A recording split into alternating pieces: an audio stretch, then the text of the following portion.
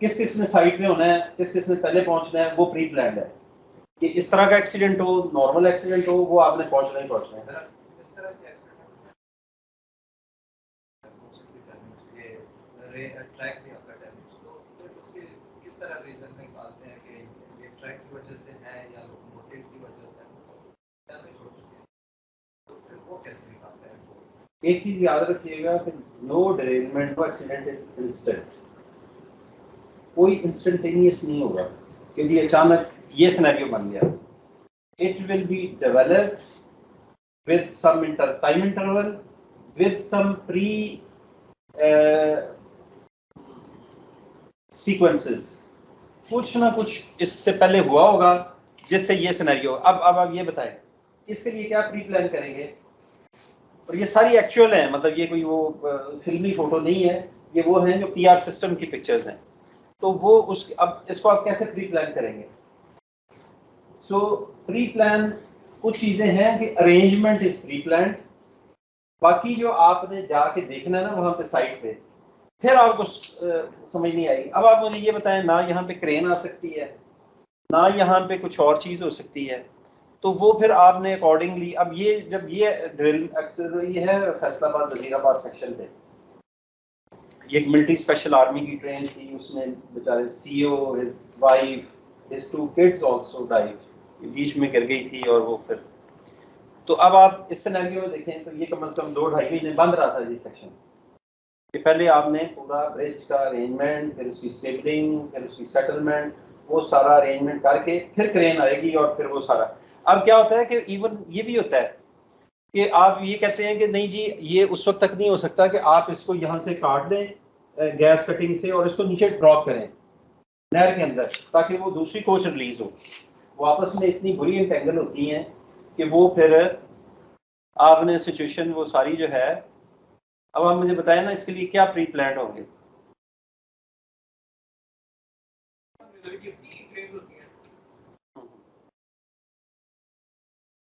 अच्छा, इवन वो फिर क्रेन्स का जो है वो आप क्या करते हैं कि क्रेन में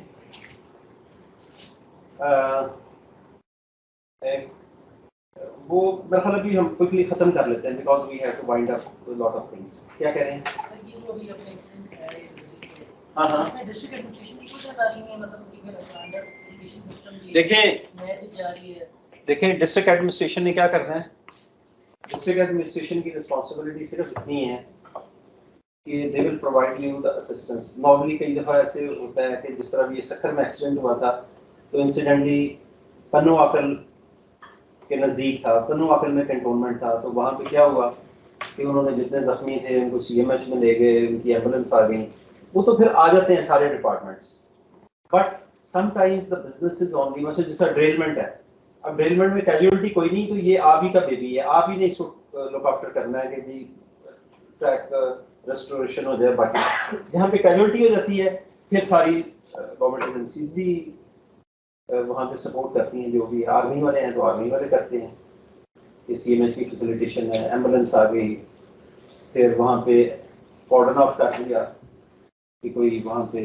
सर जैसे मिलिट्री ट्रेन थी आपने बताया था, उसके लिए क्या कहते हैं आर्मी वाले अपनी इंटेलिजेंस वगैरह भेजे, वो निकालेंगे? नहीं, उनकी इस तरह की एक्सपर्टीज नहीं होती। ये ट्रैक के ऊपर जो है ना, ये सिर्फ रेलवे मैन का काम है, ये वो नहीं कर सकेंगे। क्रेन उनकी क्रेन कैसे आएगी, एक्सेस क्या होगी उनकी? तो रोड क्रेन्स है ना। कई दफा ऐसे होता है कि देखें ये आपने सबसे पहले मैंने आपको बताया हर रेलमेंट इज यूनिक, हर एक्सीडेंट इज यूनिक और लोकेशन इज यूनिक। ये कोई ऐसे नहीं है कि जी ये डिफरेंट लोकेशंस हैं, तो वहां पे कई जगहों पे ऐसे है कि आपकी रोड एक्सेस ही नहीं है even to transport the injured people, what to talk of any other road support के जी वो वहां पे जहां पे है तो वो आप रोड क्रेन्स भी हायर कर लेते हैं टेम्परेरीली। बाकी भी कोई सपोर्ट, कोई उसके अंदर कमोडिटी है तो ट्रक्स चाहिए, ये वो फिर सारा साइड के ऊपर आपके पास होता है एक प्रिविलेज कह लें या एक मतलब इमरजेंसी सिचुएशन को टैकल करने के लिए। और फिर इस तरह के एक्सीडेंट में तो डीएस क्या मिनिस्टर भी उधर होते हैं, सीओ भी उधर होते हैं। फिर ये इनएसेसिबल एरियाज में ऑफिसर्स कैसे गए थे? सॉरी, इनएसेसिबल एरियाज में डेवलपमेंट होती है तो ऑफिसर्स कैसे पहुंचते हैं? मतलब वो ड्यूटी के साथ जाते हैं? आपने मोटर ट्रॉली अपनी देखी है? मोटर ट्रॉली इसी काम के लिए होती है कि आप near most road side station पे पहुंच जाते हैं और फिर उसके बाद ये मैं और खटक साहब एक ड्रिलमेंट पे गए थे, तो वो हम रात को 11 साढ़े 11 पहुंचे थे। अब वो जो स्टेशन है वो रोड भी कुछ 4-5 किलोमीटर अवे है, तो मैं तो चूंकि बल्कि मैं डीएस था इधर दिल्ली में, तो वो फिर मुझे साइट पे पहुंचना था, तो वो फिर ये होता है कि आपने इन एडवांस ये जो होता है ना, ये क्विक डिसीजंस होते हैं कि पहले आपने देखना है कि जी कंट्रोल से पूछना है, वो कंसर्न पीडब्ल्यूआई बताता है कि जी रोड एक्सेस नहीं है या रोड एक्सेस है मेन सड़क से फलां एक गाँव को सड़क जाती है, आपने उधर आना है जी, उधर हमारा बंदा होगा मोटरसाइकिल लेके खड़ा होगा, या वो by any means you have to reach at site. तो वो एज ए डीएस में मतलब वो कुछ सुबह मिडनाइट था, 12 सवा 12 बजे, तो वो उन्होंने कहा जी अब दीना से मैंने जाना था रतियाल स्टेशन पे। अगर आप वो रतियाल स्टेशन देखें तो it is just in the valley, इधर भी पहाड़ है इधर भी पहाड़ है, रोड एक्सेस है कोई नहीं, सिर्फ रेलवे के बंदे होते हैं। तो वो बेचारे उधर भी ऐसे होता है कि हर दरअसल 3-4 फुट पे आपको सांप नजर आ रहे हैं और बिल्कुल एक जंगल एरिया है।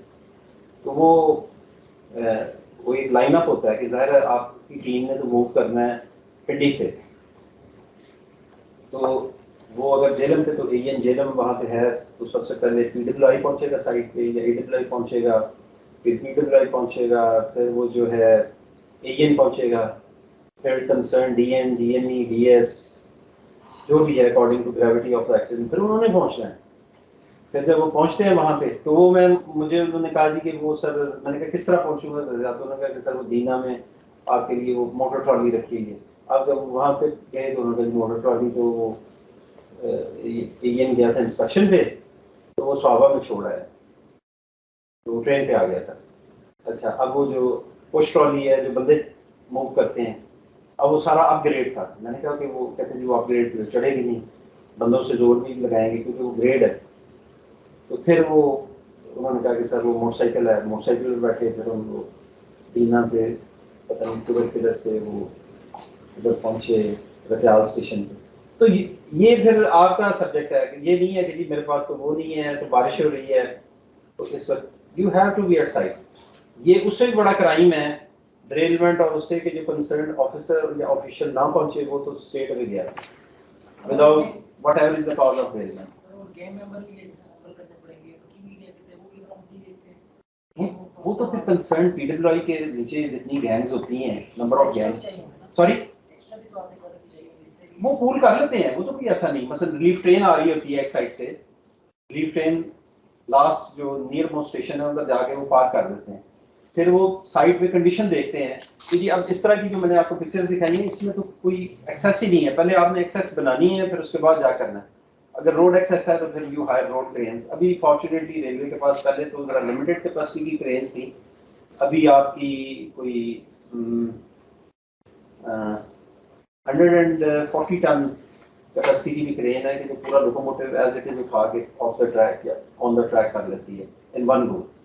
तो वो वरना पहले बड़ी लिमिटेशन थी कि वो 2 क्रेन्स एक साइड पे लगाते थे एक दूसरी साइड पे लगाते थे, तो वो भी अभी लिमिटेड है, इतनी नहीं है हमारे पास, सिर्फ 3 के 4 क्रेन्स हैं जो इस कैपेसिटी की है, बाकी 65 टन 35 टन। तो वो 65 टन वाले कोच एक साइड से उठाते हैं फिर दूसरी साइड से, तो ये वो डिपेंड करता है कि वहाँ पे सिचुएशन क्या है। कई जगहों पे ऐसे होता है कि रिलीफ ट्रेन आप लास्ट स्टेशन पे रोक देते हैं, फिर आपने देखना होता है कि जी आया रिलीफ ट्रेन की एक्सेस बनेगी मेरे पास, नहीं बनेगी, पहले मुझे एक्सेस बनानी है या मैंने हाइड्रोलिक जैक्स जो पोर्टेबल हैं उनसे ये मैं उठा लूंगा। तो वो फिर डिसीजन सारे वहाँ पे जो कंसर्न ऑफिसर है specially the DME has to ensure it कि जी मैं किस तरह करूंगा क्या करूंगा, और इन कंसल्टेशन विद डीएम। फिर डीएम ने देखना होता है, कई दफा इतनी सुयर जिस तरह की ये ड्रिलमेंट्स है कि जिसके अंदर ट्रैक तो समझे कि पता होता है कि जनाब कोई 10 फुट परे पड़ा है, सारा किंग कर गया है, बिल्कुल टूट गई हैं रेलें, स्लीपर सारे टूट गए हैं। फिर स्पेशली ड्रैगिंग जब होती है तो ड्रैगिंग में बता सकेंगे क्या होता है सबसे फिनोमेना ड्रैगिंग का, कि ड्रैगिंग व्हाट ये क्या अफेक्ट करेगी सबसे ज़्यादा? और हाँ जी, सिविल इंजीनियर 1 2 3 4 5 6 7, ये आपका सवाल है।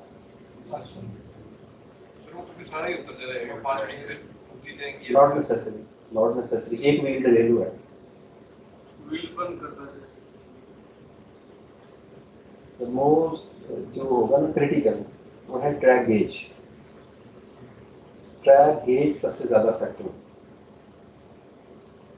जब वो चलेगी ना तो वो नॉर्मली इस तरह लंबी ड्राइविंग होती है, तो यू हैव टू वेरीफाई जितनी ड्रेनमेंट, अगर 7 किलोमीटर है ना तो 7 किलोमीटर पे आपने चेक करना है ट्रैक गेज कि वो जो 5 फुट 3 इंच 5 फुट 6 इंच है ये है 1676 mm मेंटेन हो रही है या नहीं हो रही।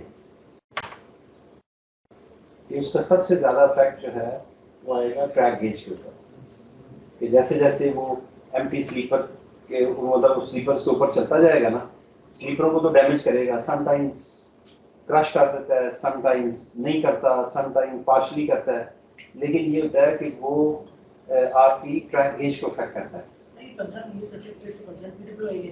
यस यस, तो वो फिर मेडिकल ऑफिसर जो है सर वो रेलवे के इस्तेमाल होती है डिस्ट्रिक्ट, वो डिपेंड करता है रेलवे का, तो जब कैजुअलिटी होगी ना जी ज़्यादा ये नंबर, फिर तो चीफ मेडिकल ऑफिसर में जाना होता है हेडक्वार्टर से, और कंसर्न डिवीजन का divisional medical officer and all his team, उसने फिर लोकल जो कोऑर्डिनेशन, फिर लोकल एडमिनिस्ट्रेशन भी इन्वॉल्व होती है, वो भी एम्बुलेंस ये वो डिपेंड करता है कि क्या हुआ क्या है।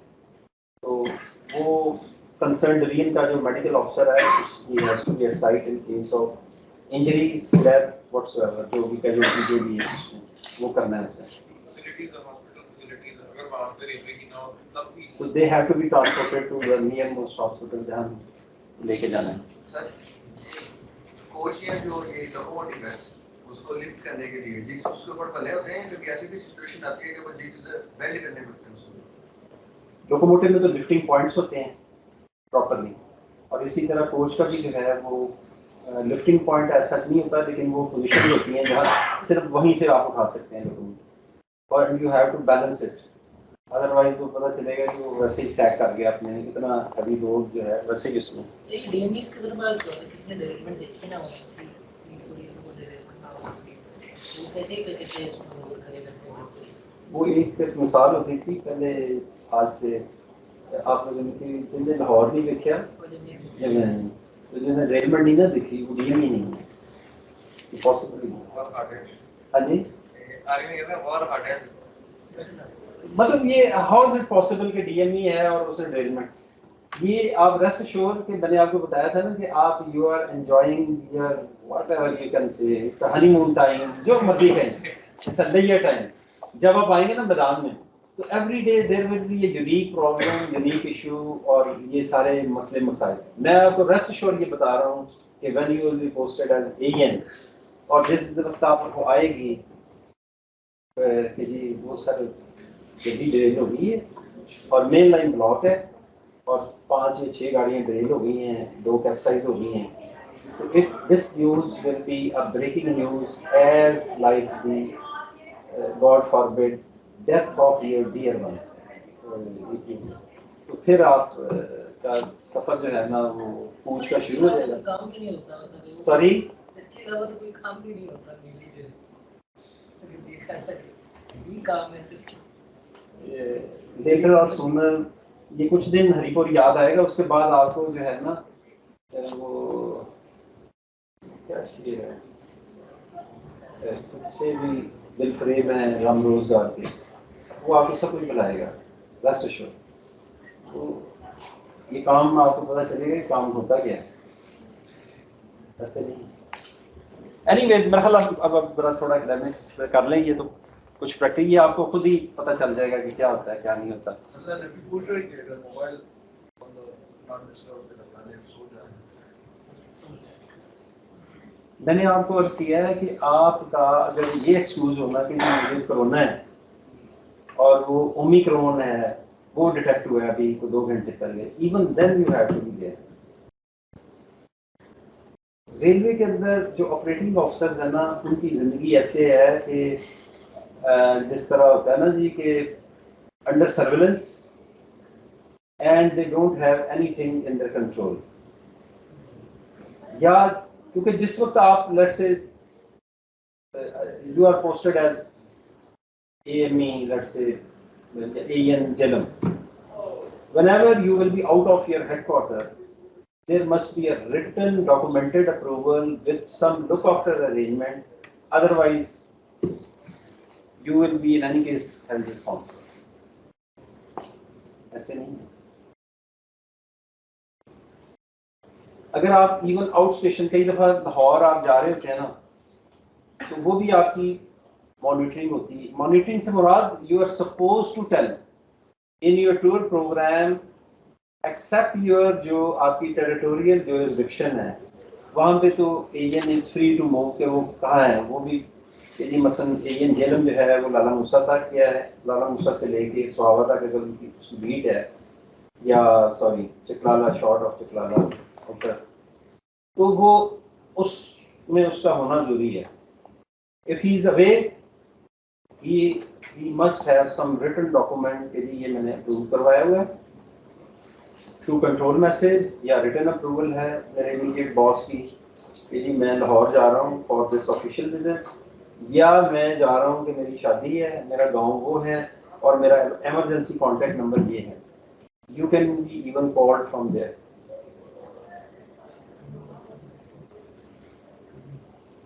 ये कोई आसान एग्रीमेंट नहीं किया आपने, ये जो है selection of the job and then the bond. क्या कह रहे हैं? वो कह रहे हैं अपनी शादी फिर एनीबॉडी मैरिड? यही तो पूछ रहे हैं माशाल्लाह। अपनी शादी से ठीक है। If you have got your prior approval look after arrangement then no, but लोगों को अपने क्या होता है ये छुट्टी पे दूसरा ये उसको कवर करता है या पीडब्ल्यूआई लुक आफ्टर कर सकता है कि पीडब्ल्यूआई या एएन। देखिए नॉर्मल सर्कमस्टांसेस में वो आपकी बात सही है कि you will B relatively at ease, but there are so many problems। देखिए ना, वो है abnormal situation। नॉर्मल सिचुएशन में भी आपकी अपनी ड्यूटी तो है ना कि आपने लाइन इंस्पेक्शन करनी है, ट्रॉली करनी है, आपकी डे नाइट फुट प्लेट्स हैं।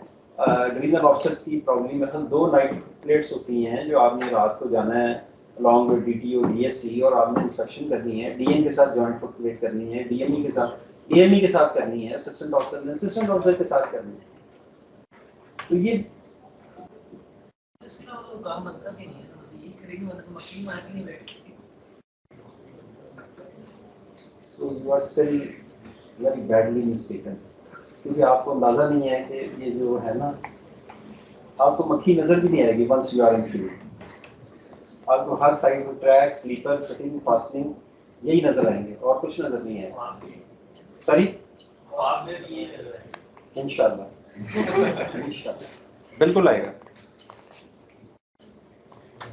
ये जरा देख लें क्विकली, रोलिंग स्टॉक में अगर होगा डिफेक्ट, तो अगर कंसाइनमेंट है, नॉर्मली इस तरह होता है कि गुड्स वैगन में आपने 2-2 टन की ट्रैक्शन मोटरें लोड कर दी, सारी एक साइड पर रख दी। अब क्या होगा कि एक साइड हैवी हो जाएगी, दूसरी साइड लाइट चलेगी। जहां पे कोई ट्रैक एब्नॉर्मलिटी आई, आपका व्हील जंप किया, डिरेलमेंट होगी। इम्प्रॉपर लोडेड व्हीकल्स मीन कि आपने एक साइड पे हैवी कंसाइनमेंट रख दी, एक साइड पे lighter consignment. So you have to balance the load to have a uniform distribution of the consignment जो भी है। सर ऐसा भी होता है कि जैसे ब्रांच लाइन है जो बंद है या मेंटेनेंस 2 है, वो भी एक इधर रिडंडेंट पड़ी हुई है, उसका मटेरियल जो है लाके इधर यूटिलाइज हो जाए। देखिए वो जो लाइनें होती हैं ना, वो unless it is officially closed you can not touch anything. हाँ, आप ये कर सकते हैं कि जी अब चूंकि वॉल्यूम ऑफ ट्रैफिक कम हो गया है इस साइड पे, तो कोई यार्ड की अल्टरनेट लाइन है या कोई जो स्टेबलिंग लाइन थी वहां से तो निकाल सकते हैं, but the running line no. KPK में इतनी जगह है ऑफिशियली क्लोज्ड है, मतलब इसके पेपर्स देखिए ना, वो आपके ट्रैक उसमें मैच करने चाहिए ना, आपके वो जो इंजीनियरिंग मटेरियल जो भी है कि आपकी 110 पाउंड की रेल है, how it can match with the 90 pound rail जो है, उसके साथ तो नहीं हो सकती। स्लीपर्स भी हर एक के डिफरेंट है। आप वो जरा देखिएगा वहाँ पे, ये जाए ना, ये मंडी भावती, मलकवाल, देरा, खेवड़ा सेक्शन, तो वहाँ पे वो डबल हेड रेल है, डबल वो फिटिंग फास्टनिंग है जो मतलब सिर्फ उधर ही एग्जिस्ट करती है और कहीं भी नहीं। तो वो तो आपने मैचिंग वो करनी है, और वो ये थोड़ी है कि ये कोई आपने रेस्टोरेशन करनी है अकॉर्डिंगली, कि वो आपने सर्टिफाई करनी है कि जनाब ये बिल्कुल फिट है।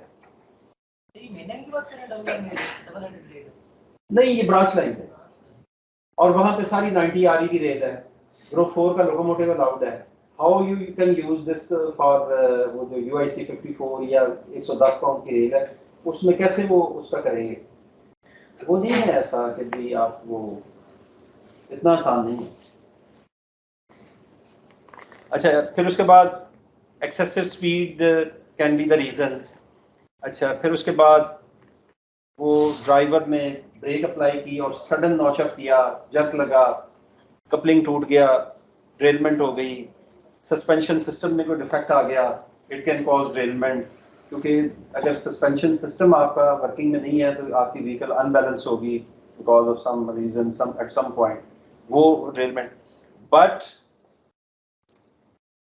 जो आपका है derailment, it can be mostly जो एक्सीडेंट होते हैं, डिरेलमेंट्स होती हैं, एक्सीडेंट थोड़ा सा, derailment is also an accident, derailment is also an accident, लेकिन वो नॉर्मली हम लेमैन लैंग्वेज में एक्सीडेंट में वो कहते हैं जिसमें कोई बंदे शंदे मर जाए, लेकिन रेलवे की टर्म में मैंने बताया था locomotive failure is also an accident. तो वो उसमें फिर ये होता है कि कॉम्बिनेशन समटाइम्स इज, अगर तो एक रीजन होगी ना जी, इस तरह ये अब उसमें है कि रेल टूटी और ड्रेलमेंट हुई और बाकी उसके कॉन्सिक्वेंशियल डैमेजेस की वजह से 70 बंदे मर गए, but there is no dispute कि जी ये जो ड्रेलमेंट है ये इस वजह से हुई थी। इनिशियली वहाँ पे बड़ी मिसलीडिंग स्टोरीज होती हैं, ये है जी, वो है, प्लान है, तो देखें जी इसमें ये इसकी ब्रेक जैम थी, रास्ते में ठक ठक की आवाज़ आ रही थी।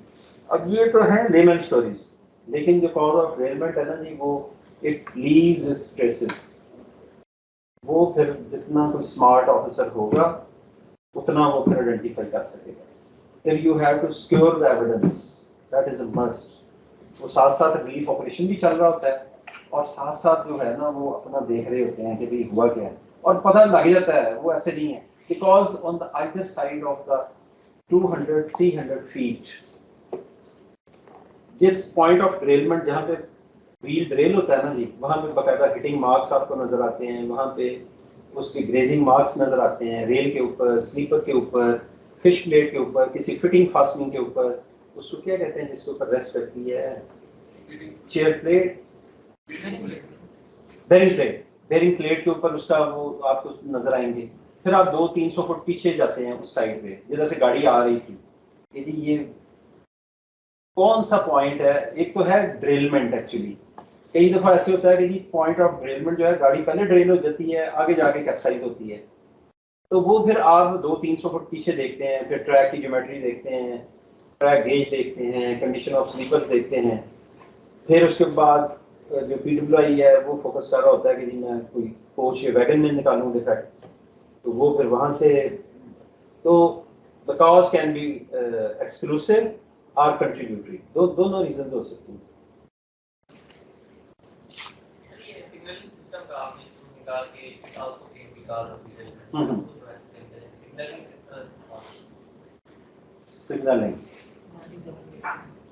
सिग्नलिंग वो कोई नेक्स्ट पे देखिए 1998 या 99 में एक एक्सीडेंट हुआ था, वो सिग्नलिंग की वजह से कि उन्होंने सिस्टम को टेम्पर किया, ब्लॉक इंस्ट्रूमेंट को स्टेशन स्टाफ ने, और वो जो रेड इंडिकेट हो रहा था वो ये था कि गाड़ी अब लाइन पे थी और वो ऑक्यूपाई शो हो रहा था ट्रैक, तो उसने somehow the staff was new on duty, मतलब नए से मुराद ये है कि शिफ्ट चेंज हुई थी।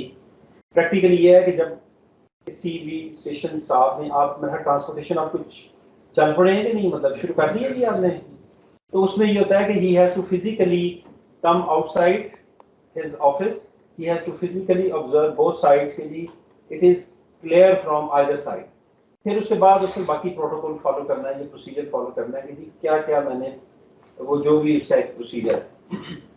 फिर हर स्टेशन के अपने वर्किंग रूल्स होते हैं, हर स्टेशन के अपने वर्किंग रूल्स हैं which is according to its yard layout, type of signalling system, ये आपको कुछ पढ़ाया उन्होंने, और वो कितनी लाइनें हैं।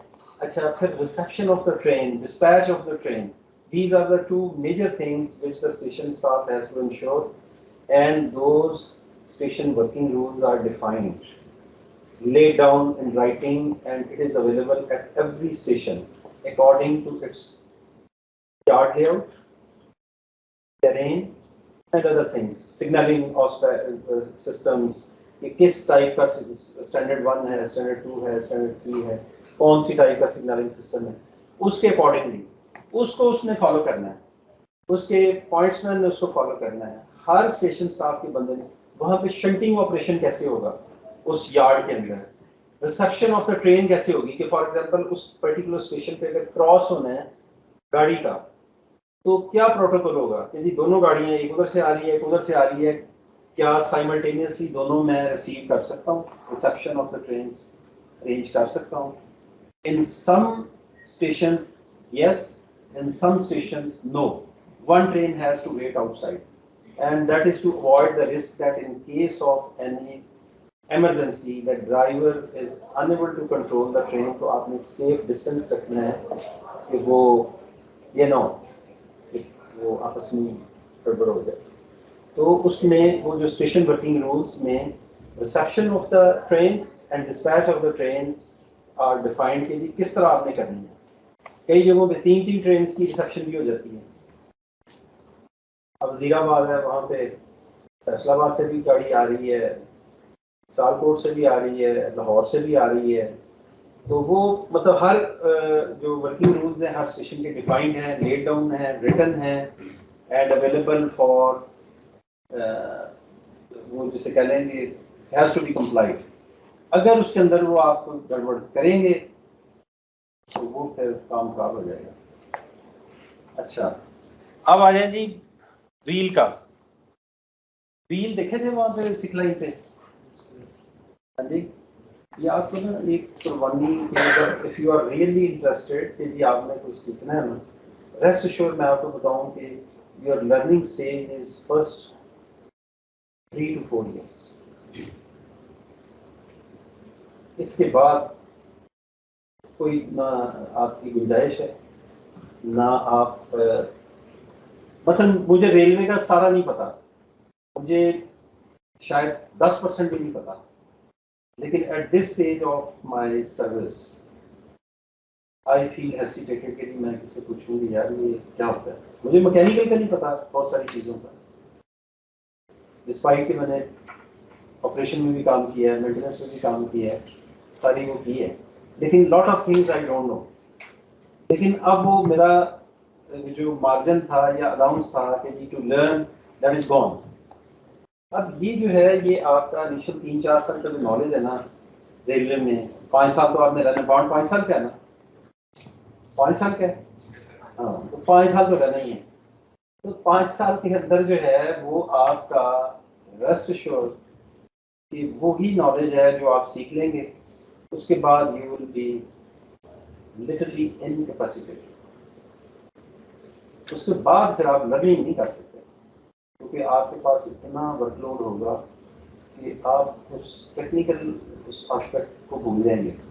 फिर फायर फाइटिंग है, सारा दिन ये कर रहे हैं वो करें ऐसे करें, वो जनाब चीफ इंजीनियर साहब आ रहे हैं उनको स्टेशन पर रिसीव करना है, लाना है जी उनके साथ जाना लाइक दिस। तो वो जो हैंडीकैप है ना वो फिर it will be all along with you rest of your service. अब ज़ाहिर है इसमें 27 बने हैं तो 27 में 20-22 तो रहेंगे ना रेलवे में, तो वो 20-22 जो है वो फिर यही जो आपका 3-4 साल का नॉलेज है इनिशियल स्टेज का ये आप कैरी करेंगे और रेस्ट ऑफ योर कैरियर। इसके बाद बहुत सारी चीज़ें हैं पूछते हुए शर्म आती है यार ये क्या है, तो बस है ये। तो वो इंक्वायरीज में सर एक तो असिस्टेंट ऑफिसर साहब होते हैं और दूसरे होते हैं जो रैंकर्स आते हैं, सर वो भी इंक्वायरी ले सकते हैं। वो क्या करते हैं? जो सर रैंकर्स नहीं आते पीडब्ल्यूआई से, एएन एएन भी आते हैं, एएनईज भी आते हैं, एटीओस भी आते हैं, सर वो उनका क्या बीच में रोल होता है? वो भी इंक्वायरी कोड कर सकते हैं। देखें व्हेन वो जैसे कहते हैं ना, आपको पता है कि कई जेसीओ जब मतलब जो करते हैं प्रोसेस के थ्रू और वो कमीशन ऑफिसर बन जाते हैं, तो then there is no differentiation, there he is a AEN irrelevant कि वो रैंक से है या वो कहेंगे कि हमारा है, कई रेलवे के अंदर बेशुमार है, ग्रेड 20 में भी है, they initially started their career from chief भी है, हाँ जी चीफ भी है, वो चीफ है बस। ये आपको पता है ये जो army chief general Musa Khan, he was the chief of army staff, he initially was a NCO non-commissioned officer as हवालदार या लास्ट नाइट, उसके बाद फिर तो वो नहीं है वो। अगर आप अब आपकी डिवीजन में जब जिसमें आप पोस्ट होंगे, आप कहाँ से हैं? लाहौर से, let's say you are posted Lahore, तो वहाँ पे सारे डायरेक्ट ऑफिसर तो नहीं होंगे, कुछ रैंक से होंगे, एएमई रैंक से हो सकता है, तो कोई इशू नहीं। लेकिन एक बात है कि वो रैंक वाले जो है ना, वो हमसे ज़्यादा एक्सपीरियंस होते हैं, वो आपको अंदर की कहानी बताते हैं कि वो एक ड्रेलमेंट थी, तो उसमें एक रैंकर था, अब ये वैगन है तो वो ड्रेलमेंट हो गई, उसने कहा जी ये 2 व्हील ड्रेल हो गए ना, तो ऐसे साइड वाइज चलती रही है 2 व्हीलों के ऊपर। अच्छा, अब हम सारे हंसे हैं कि हाउ इज पॉसिबल। मेरे साथ टीएन थे, वो डायरेक्ट वो अपनी कनाडा चले गए। कि कभी आप सोच सकते हैं कि आप जिस तरह आपकी गाड़ी 4 व्हील पे कार है, तो वो 2 व्हील पे, कभी कभी वो सऊदी दे आर एक्सपर्ट, तो वो 2 पे मतलब इस तरह एंगुलर के जी ये चली है। अब दिस इज अनइमेजिनेबल, सोच नहीं सकते कि ये क्या है। अच्छा, हम ना उसका मजाक उड़ाना, लेकिन आफ्टर 15-20 ही प्रूव्ड इट, ऐसे हुआ है। ये देखें सर, इसकी साइड वॉल के ऊपर ये चेक रेल लगी है और इसकी साइड वॉल डैमेज जब गिरी है, चेक रेल लगी है इसके ऊपर, इधर आगे ये गिरी, ही प्रूव्ड इट। और उस पॉइंट ऑफ ड्रेलमेंट जो था वो 3 किलोमीटर पीछे था। तो वो भी एक सोर्स ऑफ नॉलेज होते हैं। लेकिन आजकल खैर बहुत नालायक हैं, इंतहाई इनकॉम्पिटेंट। वो मेरे पास जिस की ACR आती है, मैं तो एडवाइस देता हूँ कि जी he is unfit for promotion, specially जो सीनियर सबऑर्डिनेट्स हैं। जो पुराने थे ना, रेस्ट श्योर हमने देखा when we started our career कि the chief used to rely on rankers. उनको जब वो कोई प्रॉब्लम में फंसते थे, टेक्निकल इशू में, तो वो उसको बुलाते थे, वो फिर बताता था कि सर ये ऐसे हुआ है, वैसे हुआ है, और वो प्रूव करते थे। हालांकि उनका नॉलेज वो था, हैंड नॉलेज था उनका, बुक नॉलेज नहीं था। By virtue of their on hand experience on the shop floor या ऑन ग्राउंड या इन फील्ड। तो हम तो जरा बाबू है ना, उधर दफ्तर में बैठ के। और अच्छा, ये जरा देखें इसको थोड़ा सा, कि अगर आपने वहां पे सिकलाई पे व्हील्स देखे थे, तो it is just like a cone. ये टेपर होता है और पूरी दुनिया में यही साइंस है, रेल भी और व्हील भी। दैट्स वाई ये अगर आप देखें ना, तो ये एक लाइन कांटेक्ट बनता है। अगर ये एक डिफेक्ट हो गई, ये बिल्कुल ये लाइन सीधी हो जाए, तो क्या होगा कि एरिया बढ़ जाएगा, वियर ज्यादा हो जाएगी।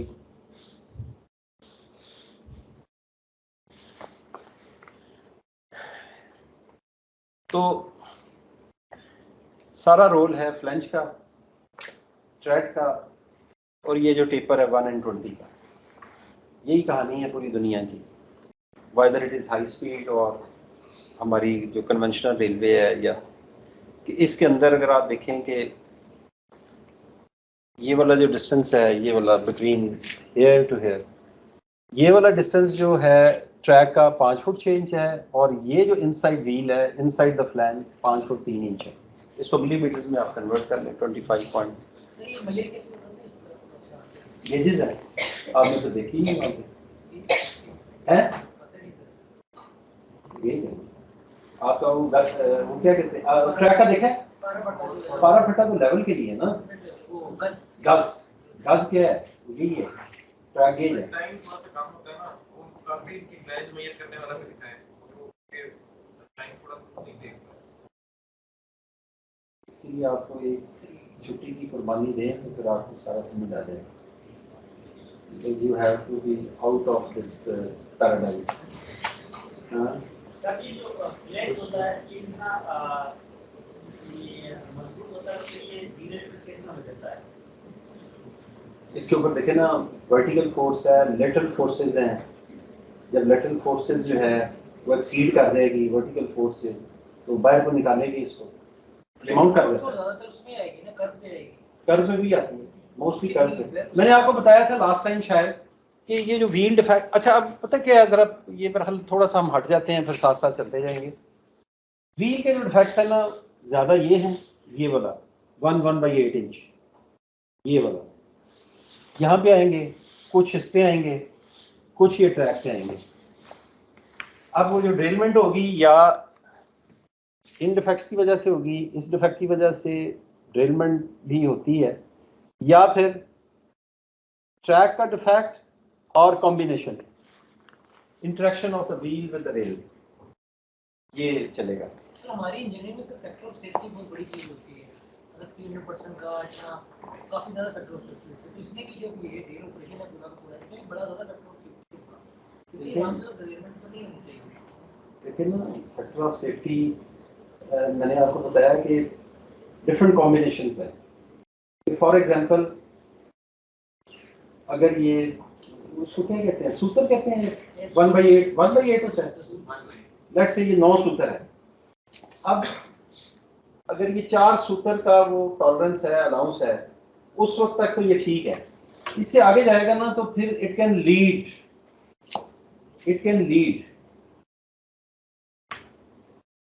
टुवर्ड्स ड्रेलमेंट। तो बस यही है ना, इतना ही होना चाहिए, और क्या होना चाहिए? इतनी चीज है उसमें आधी रह जाए तो उसके बाद भी आप कहें कि ये होगा तो फिर तो नहीं ना, वो टॉलरेंसेस तो हैं सारी। It is in the form of cone, और ये जो है 1/20 का टेपर होता है। जब कर्व पे जाते हैं तो आपको पता है कि वो जो आपका जो आउटर व्हील है, he has to travel more distance than the inner wheel। तो फिर ये जो 1/20 का टेपर है ना, वो मैं आगे एक फिगर आएगी वो दिखाऊंगा कि जी वो कैसे फिर वो आउटर डिस्टेंस ज्यादा ट्रैवल करता है और इनर व्हील कैसे वो कम ट्रैवल करता है। ये पेपर किसको कह रहे हो? थ्रेड को, ये जो ये आगे आपको मैं दिखाता हूँ। तो ये क्या कहते हैं सर, डेवलपमेंट में भी इस तरह होता है, मतलब वहाँ पे सेंसर भी लगे होते हैं व्हील के साथ और ये ट्रैक के साथ जो बेयर करेगा ड्रेलमेंट वगैरह के लिए कितना मसला आ रहा है, और वो उसी टाइम में उसको नोट कर रहे हो, वो किसी जानकारी सारी जाती आप जो है ना रियल वर्ल्ड में रहें, है।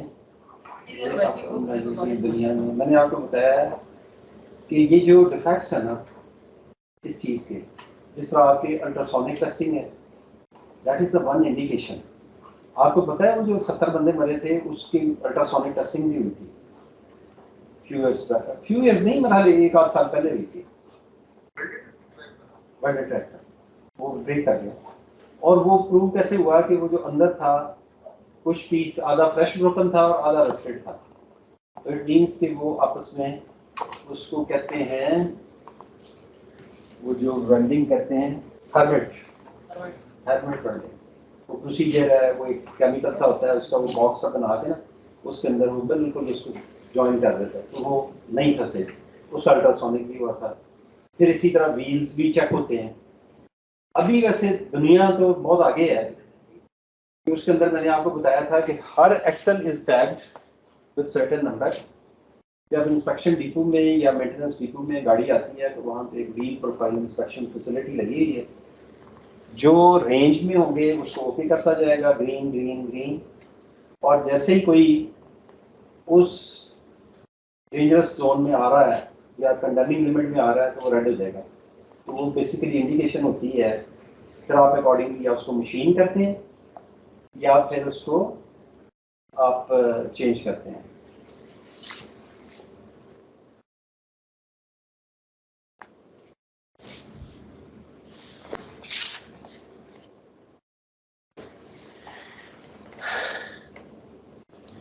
वो जो 1 in 20 वाला आप कह रहे थे ना, वो ये चीज़ है। ये फ्लैंज विड्थ वो हुई 1/8 जो 9 सूत्र है, ये वाली।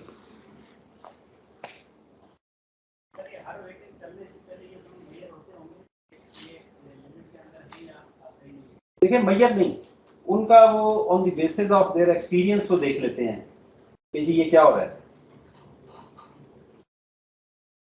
वो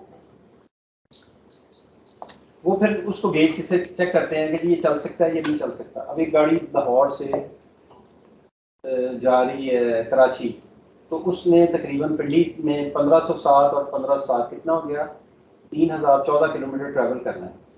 अब 3014 वो देखते हैं कि ये चल जाएगा, हाँ जी चल जाएगा तो ठीक है जाने दें, तो वो फिर उसको वो अलाउ कर देते हैं। ये आपका जस्ट एक सेक्शन है व्हील का, फ्लैंज वो टेपर पोर्शन, और बाकी फ्लैंज हाइट क्या है, फ्लैंज एंगल क्या होता है, बैक ऑफ द फ्लैंज क्या है, फ्लैंज विड्थ क्या है, ये सारी चीजें।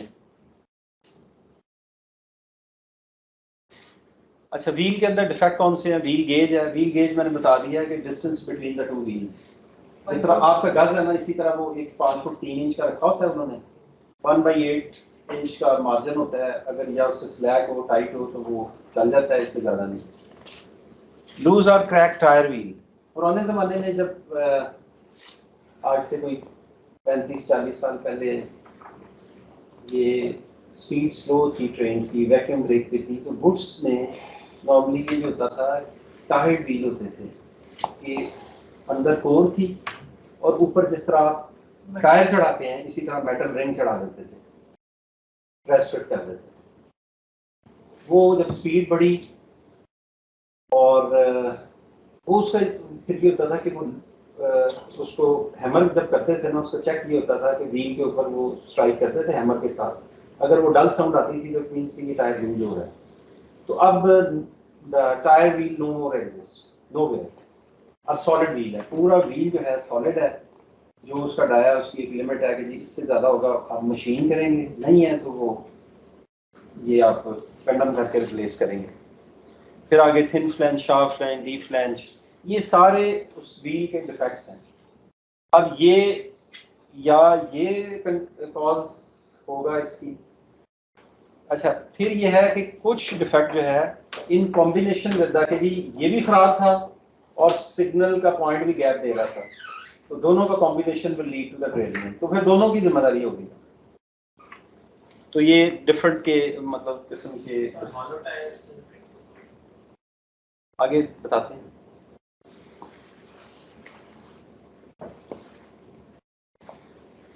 ये 1/8 इंच है ये वाला, जब ये रिड्यूस हो जाएगा 5/8 पे, 5/8 इंच पे, तो it will be called thin flange. अब थिन फ्लैंज क्या होगा कि वो जो लिटिल फोर्स जब एक्ट करती हैं तो आपका फ्लैंज वीक होता है, तो it tends to mount on the, अब दर पे गाड़ी जा रही है, आपकी रेल ठीक है, ये चल जाएगा डिफेक्ट, टॉलरेट कर देगा, but there will be risk कि आपकी रेल की साइड वियर भी हुई है, ये भी थिन हो गया, तो ये कॉम्बिनेशन ऑफ द माउंट कर जाएगा और वो it will leads towards the normal section पे ये कहते हैं जो स्ट्रेट जा रही है उसमें कौन सी। देखिए स्ट्रेट ट्रैक पे जो है ना, मैंने उस दिन बताया था आपको कि नॉर्मली ये जो डिफेक्ट्स है ना मोस्टली ये है कर्व पे, पॉइंट्स पे ज्यादा इफेक्ट होते हैं। सिर्फ जो डी फ्लैंज होता है ना स्ट्रेट ट्रैक के ऊपर, देखिए ना, एक गाड़ी जो है एक पर्टिकुलर डिफेक्ट की वजह से ड्रिलमेंट होती है, लेट्स से उसका व्हील ही डिफेक्टिव था, अब पिंडी से वो गाड़ी चलती है और जाके डिरेल होती है सोहावा में, but it has crossed lot of points, crossings बहुत सारी क्रॉस की, तो दिस मीन्स के वहां पे एक पर्टिकुलर पॉइंट पे कुछ ट्रैकर वाला हो गया, कुछ इसने कंट्रीब्यूट किया और वहां पे हुआ, वरना तो विद दिस डिफेक्ट अगर ये 100% ये हो तो ये तो पिंडी से निकलते ही ड्रेल हो जानी चाहिए किसी पॉइंट पे या किसी जगह पे।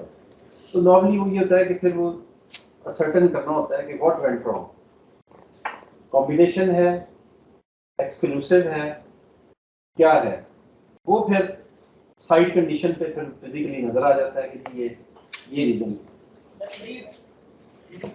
लेंथ और साइड के साथ हम जो प्लान चला रहे हैं इसकी वजह रिसोर्स की कमी है क्या हमारी? देखें, this is part of routine maintenance. ये डेली जो वॉशिंग लाइन पे या डेली जब गाड़ी चल रही है तो वहाँ पे ये उसका पार्ट है। और ये चूंकि आपने वॉशिंग उधर सिक लाइन पे देखा नहीं, हालांकि मैंने हट्टी साहब को फोन करके कहा था कि उनको व्हील डिफेक्ट्स लाजमी दिखाने, आई डोंट नो आपने देखे ही नहीं। तो वो उसके अंदर ये है कि वो आपका रूटीन मेंटेनेंस का हिस्सा है और वो जो मेंटेनेंस स्टाफ है उनको फिजिकली नजर आ रहा होता है। ये चीजें फिजिकल है सारी, which you just can observe with the naked eye।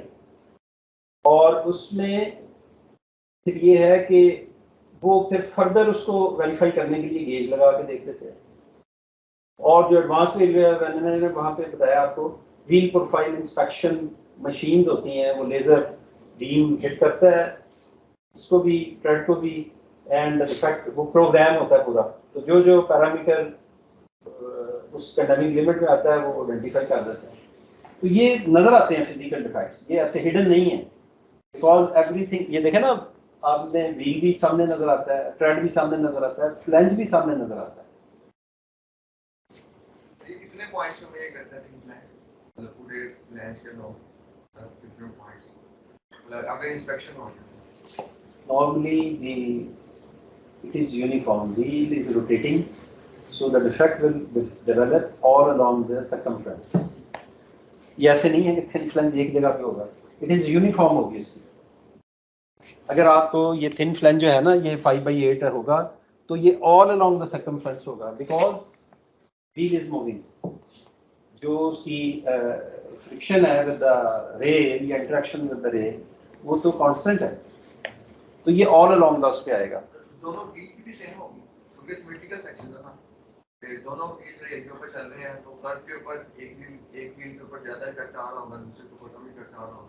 Sometimes on one, ये डिपेंड करता है कि वो किस डायरेक्शन में गाड़ी, मसलन फॉर एग्जांपल जो कोयटा डिवीजन में गाड़ियां चलती हैं उनकी व्हील मशीनिंग फ्रीक्वेंट होती है इस वजह से कि मोस्टली कर्व सेक्शन है। इसी तरह आपकी कर्व शर्व आपने पढ़ ली होंगी, right hand curve, left hand S curve है। अब वो जो एस कर्व है उसमें wheel phenomena will be more frequent और उसका एक एब्रप्ट पैटर्न होगा। तो वो फिर ये करते हैं कि आफ्टर सम टाइम, अब पिंडी से जो गाड़ियां ट्रेन चलती है वो एक यूनिट डायरेक्शन में ट्रैक ज्योमेट्री को फॉलो कर रही है कि अगर कर्व लेफ्ट हैंड है तो उसी को फॉलो करेगी। आप लोकोमोटिव पे ट्रैवल करें तो आपको ये सारी चीजें समझ आएंगी। अच्छा, फिर राइट हैंड जब कर्व आएगी तो राइट हैंड पे वो फिर ये होता है कि वो एक कांस्टेंट रूट पे जब चलती है ना गाड़ी तो वो फिर एक पैटर्न अडॉप्ट कर लेती है। तो फिर उस पैटर्न को देखते हैं कि जी अब एक व्हील में वीएफ ज्यादा आ रही है, दूसरी साइड पे नहीं, तो फिर आप क्या करते हैं, वो टर्न टेबल कर लेते हैं उसकी। वो टर्न टेबल का पर्पज ये होता है कि जी वो चूंकि एक साइड पे तो वो अब बाहर चला जाएगा, मतलब चेंज हो जाएगी ना उसकी डायरेक्शन, तो वो ये है कि उसका interaction with the rail different हो जाता है। तो जब इस तरह का फिनोमेना आता है तो वो नॉर्मली होता है कि टर्न टेबल कर लेते हैं। लोकोमोटिव तो होते ही हैं, रेगुलर होते हैं। लोकोमोटिव में जो व्हील के फिनोमेना है वो कोच की निस्बत, क्योंकि कोच की नॉर्मली एक ही डायरेक्शन होती है जाने की और फिर वापस आने की, दो डायरेक्शन। लोकोमोटिव जो है वो चूंकि डिफरेंट वो चूंकि एक फिक्स उस पर रूट पे नहीं चल रहा होता तो उसमें इसकी वीएस कम होती हैं। इस तरह के डिफेक्ट्स नॉर्मली होते हैं लेकिन कोच या वैगन की निस्बत कम होते हैं। जो एक व्हील सेट है, अगर एक थिन फ्लैंज हो गया लेकिन दूसरा भी थिन फ्लैंज नहीं हुआ तो पूरी की पूरी बॉडी हम कंडेम करेंगे। मशीनिंग, फिर आप मशीन करते हैं, ऐसे नहीं कंडेम करते। अगर एक व्हील मसलन फॉर एग्जांपल दोनों का फ्लैंज का साइज 1/8 इंच है, आप देखते हैं कि जी एक साइड जो है वो 6/8 है, एक साइज जो है 1 इंच पूरी है, तो फिर आप क्या करते हैं कि वो जो 1 इंच वाली है ना उसको भी उसके थोड़ा मशीन करके उसी साइज के मुताबिक कर देते हैं। वो अकॉर्डिंग टू देखना होता है कि भाई विड्थ कितनी है, तो वो अकॉर्डिंगली फिर मशीनिंग कर लेते हैं उसकी। बिल्डअप अलाउ होता है? सॉरी, बिल्डअप बिल्डअप हो ही नहीं, no buildup, no buildup, because the welding changes the metallurgy of everything। Metal कोई भी हो उसकी मेटलर्जी चेंज हो जाती है। ये आ गया जी थिन फ्लेंज हो गया। सर ये जो आप मशीनिंग कह रहे हैं तो ये दूसरे बीच का यूज उतना कर देंगे या इसमें कुछ ऐड करेंगे? वो डिपेंड करता है कि जी किसको मशीन किया जाए ताकि we achieve the uniform pattern. अब फॉर एग्जांपल एक जो है 1/8 था वो रह गया 7/8, दूसरा जो है वो 1 से ही, तो आप वो जो 1 से ही 1/8 वाला है ना उसको 7/8 कर देंगे तो वो यूनिफॉर्म पैटर्न आ जाएगा। टॉलरेंस कितनी थी इसकी? टॉलरेंस कितनी? 9/8। अच्छा आगे चले जी। शॉर्ट फ्लैंज, शॉर्ट फ्लैंज में ये होता है कि वो आपका व्हील चल चल के उसके अंदर एक कि ये आपका फ्लैंज 1/8 है, तो एक certain portion of the flange जो है उसके अंदर शार्प सा वो एक प्रोफाइल बना लेता है। वो आप you can sense it even with the, ये जो पुराने बंदे हैं ना वो तो एक्सपर्ट, वो सिर्फ ऐसे उंगली लगाएगा वो देखेगा कि पूरे रेडियस में बाकायदा एक एक्स्ट्रा ग्रूव सा बन गया है, और वो अगर उस रेंज में फॉल कर रहा है 3/16 से कम पे, तो वो शार्प फ्लैंज एट्रीब्यूट हो जाएगा। अब शार्प फ्लैंज क्या करेगा कि कहीं पे किसी यार्ड में जहाँ पे पॉइंट है और आपकी गाड़ी फेसिंग पॉइंट में गैप आ गया, तो ये शार्प फ्लैंज जो है उसमें पेनिट्रेट करने की कोशिश करेगा। जब वो उसमें पेनिट्रेट करेगा तो ये वो गाड़ी जो है वो नो रोड पोजीशन पे चली जाती है, तो वो रेलेवेंट हो जाएगी।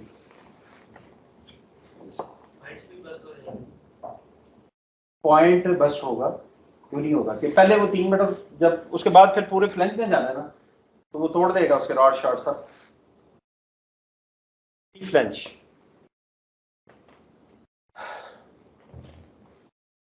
ये नए का प्रोफाइल है, और ये विद द वियर जो है जब ये पोजीशन आ जाएगी 5/8 है मेरा ख्याल, डी ना 1/3/8, वैसे 1/8 होगा, ये वाला 1/8 है। जब ये 1/3/8 हो जाएगा तो ये आपका डी फ्लैंज हो जाएगा, और डी फ्लैंज क्या करेगा, आपके heel blocks on the point crossings. फिर उसके बाद ये आपकी फिश प्लेट उसको उसके ऊपर माउंट करेगा, और माउंट अगर करेगा फिश प्लेट के ऊपर तो आप मेरा ख्याल फिश प्लेट और जो टॉप ऑफ द रेल है बहुत माइनर डिस्टेंस, तो ये it can lead towards the derailment. तो this is the D flange. ये तो ट्रैक और फ्लैंज का कॉम्बिनेशन है, मतलब ट्रैक के क्लियर होने की वजह से डी फ्लैंज होगा। ऐसे ही है, ऐसे ही है। नहीं नहीं नहीं, हाँ ये आप कह सकते हैं कि ये जो ट्रेड है ना, ये यहाँ से ये वियर होगा जब ट्रेड से, देखें जो फॉल्ट है ना वो या फ्लैंज वियर से आएंगे या ट्रेड वियर से आएंगे, डेवलप उधर से होंगे। तो ये फिर क्या होता है कि ये जाके फिश प्लेट को हिट करता है, या फिर ये है हील ब्लॉक्स होते हैं जो पॉइंट क्रॉसिंग्स पे यार्ड्स के अंदर वो डिस्टेंस ब्लॉक्स जो होते हैं उनको हिट करेगा, और उससे व्हील इसके ऊपर माउंट होके it can lead towards derailment. Radius reduced at the root of the flange somewhere here।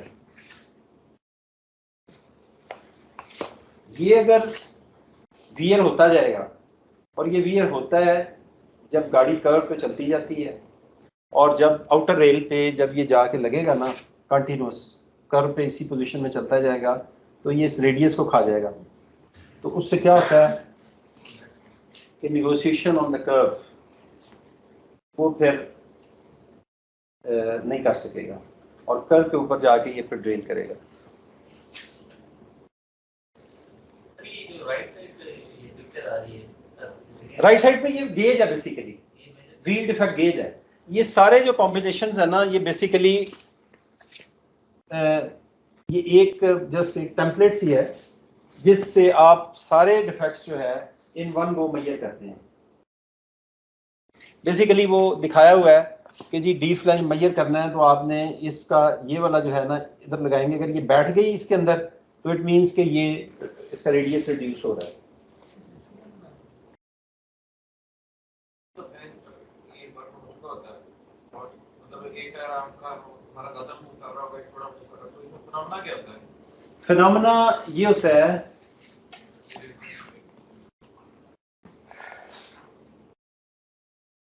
मतलब एक स्किड करेगा कि क्या है? नहीं, स्किड नहीं करेगा।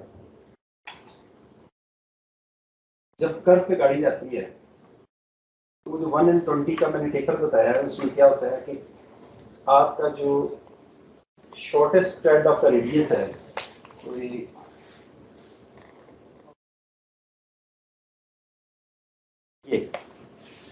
नहीं, वो आगे मैं आपको दिखा देते हैं। कर लेना, इससे आगे पिक्चर है वो आपको थोड़ा सा आइडेंटिफाई कर देगी। अच्छा, हॉलो टायर, हॉलो टायर जो है ना वो व्हील चल के वो उसी एक ही डायरेक्शन में एक तरह की वो मूवमेंट में वो समटाइम्स डेवलप हो जाता है कि वो जो आपका outer as of the wheel है वहां पे भी एक एज सा बन जाता है इसका, और ये इफेक्ट करता है ट्रेलिंग पॉइंट को। वो पढ़ लिया आपने फेसिंग पॉइंट और trailing point.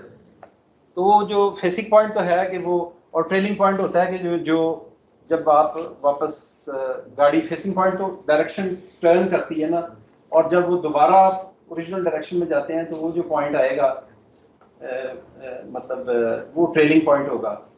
Sometimes the facing point can be a trailing point, sometimes trailing point can be a facing point. First point negotiate होते हैं वो कैसे? तो वो आउटर एज पे एक वो बन जाता है एक sharp edge, means a false flange जिसे कहते हैं, कि वो इस तरह का, जिस तरह शार्प फ्लैंज में एक छोटा सा वो शार्प वो इस तरह इस साइड पे बन जाता है। तो वो क्या करता है कि वो फिर उसको ट्रेलिंग पॉइंट को जब जाती है ना गाड़ी तो वो एज उसमें अगर वो थोड़ा सा गैप दे रहा हो या ये उसके अंदर पेनिट्रेट करने की कोशिश करता है तो it may leads to the splitting of the point. इसकी रीजनिंग क्या है कि थोड़े रेल के ऊपर चल रहा है, ये जो पोर्शन है ये थोड़े रेल के ऊपर है, सरफेस है। आपको किसने कहा कि रेल के ऊपर चल रहा है? रेल के ऊपर चल रहा है लेकिन इसका वियर तो कंटिन्यूस हो रही है ना कर्व के ऊपर। इसकी ये जरा थोड़ा सा एक वो आएगी पिक्चर कहीं समवेयर, मैं आपको दिखाता हूँ। अच्छा, थिन टायर 43 इंच का साइज है which you measure from the middle of the wheel. वो एक गेज होती है, वो आप इस सेंटर पॉइंट पे रखते हैं और मेजर करते हैं। तो ये 43 नए का है, 39 रह जाएगा तो you will condemn the wheel, और ये फिर दोबारा उसके ऊपर वो या रिड्यूस हो जाएगा या बढ़ जाएगा, तो ये रेल पे भी इफेक्ट करेंगे। तो डेफिनेटली आपके बीच की वजह से ट्रेड भी खराब हो रहा है। ये अभी आ रहा है ना, ये देखें जरा,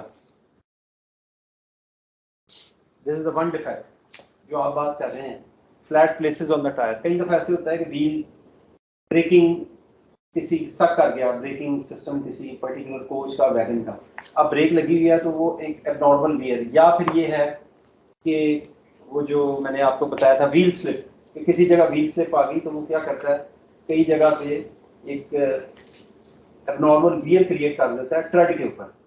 अब वो ट्रेड अनइवन जब होता है तो वो क्या थंपिंग इफेक्ट या वो एक हैमरिंग इफेक्ट प्रोड्यूस करता है ट्रैक के ऊपर, और स्पेशली वेल्डिंग के ऊपर अनइवन राइडिंग होती है, डिस्कम्फर्ट राइडिंग होती है बिकॉज ऑफ दिस डिफेक्ट। और वो फिर सस्पेंशन को भी इफेक्ट करता है, डिस्कम्फर्ट को भी इफेक्ट करता है, आपकी वेल्डिंग के जॉइंट को भी इफेक्ट करता है। जिस तरह वो मैंने बताया कि आधा वेल्ड था आधा था ही नहीं, तो उस केस में जब अगर एक से ज़्यादा व्हील इस पोजीशन में आ गए तो वो एक थंपिंग इफेक्ट के साथ बड़ी नॉर्मल उसके ऊपर वो करके उसको वो ब्रेक कर सकता है वेल्ड को। थिन टायर ये भी हो गया। व्हील गेज बता दिया जी कि ये देख लें कि वो इनसाइड द आप मेजर करते हैं।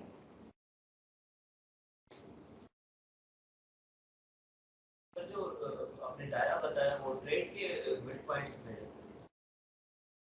ट्रैक के मिड पॉइंट से क्योंकि टेपर है ना, तो आपने एक को एवरेज आउट करके एक डिस्टेंस मेजर करना है, तो वो मिडल में वो तकरीबन 2 इंच 2.5 इंच अंदर, आउटसाइड से 2.5 इंच अंदर जो है ना, तकरीबन ये मेरे ख्याल को 5 इंच का होता है, तो 2.5 इंच पे आप वो उसको मेजर कर देते हैं, वो उसका एक्चुअल डाया को रिप्रेजेंट करता है।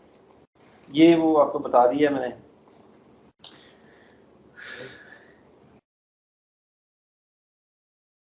ये बहुत बेसिक सी चीजें हैं, वो जो आप कह रहे थे ना, कोई कर पे यूनिफॉर्म वियर नॉर्मली होती है, नॉन यूनिफॉर्म वियर वो होगी वो जिस तरह फ्लैट प्लेसेस ऑन टायर है, वो पूरे व्हील पे नहीं होते, वो सर्टन स्पॉट्स पे होते हैं, जबकि वो जो शार्प फ्लेंज है, थिन फ्लेंज है, डीप फ्लेंज है, वो all along the wheel circumference आएगा, तो वो यूनिफॉर्म वियर में आता है। और नॉन यूनिफॉर्म वियर मीन्स कि वो फ्लैट प्लेसेस जो भी हमने पढ़ा है कि जी उसका कोई साइज होता है, पता नहीं 3 इंच और पता नहीं कितने, ये जो है 3 इंच बनता है ना ऑलमोस्ट, 3 इंच और 3 mm डीप, वो एक खड्डा सा बन जाता है उसके ट्रेड के ऊपर, जो कि थम्पिंग इफेक्ट क्रिएट करता है, तो वो नॉन यूनिफॉर्म वियर में आता है।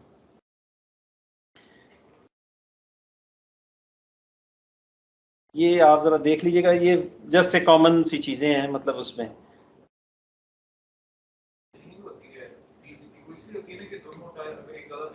यूनिफॉर्म देखें, उसके अंदर व्हील डाया आपने मेंटेन रखना है, सिमिलर एक्सल पे भी, एडजस्टेंट पे भी अकॉर्डिंगली।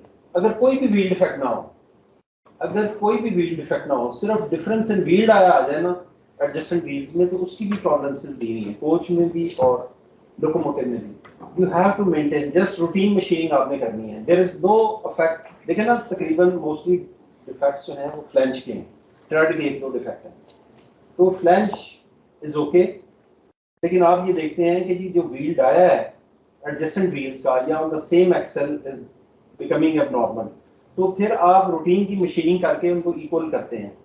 उसकी टॉलरेंस लिमिट है कि जी एडजस्टेंट एक्सल लोकोमोटिव में एक एक्सल से दूसरे एक्सल 1/16 इंच अलाउड है, फिर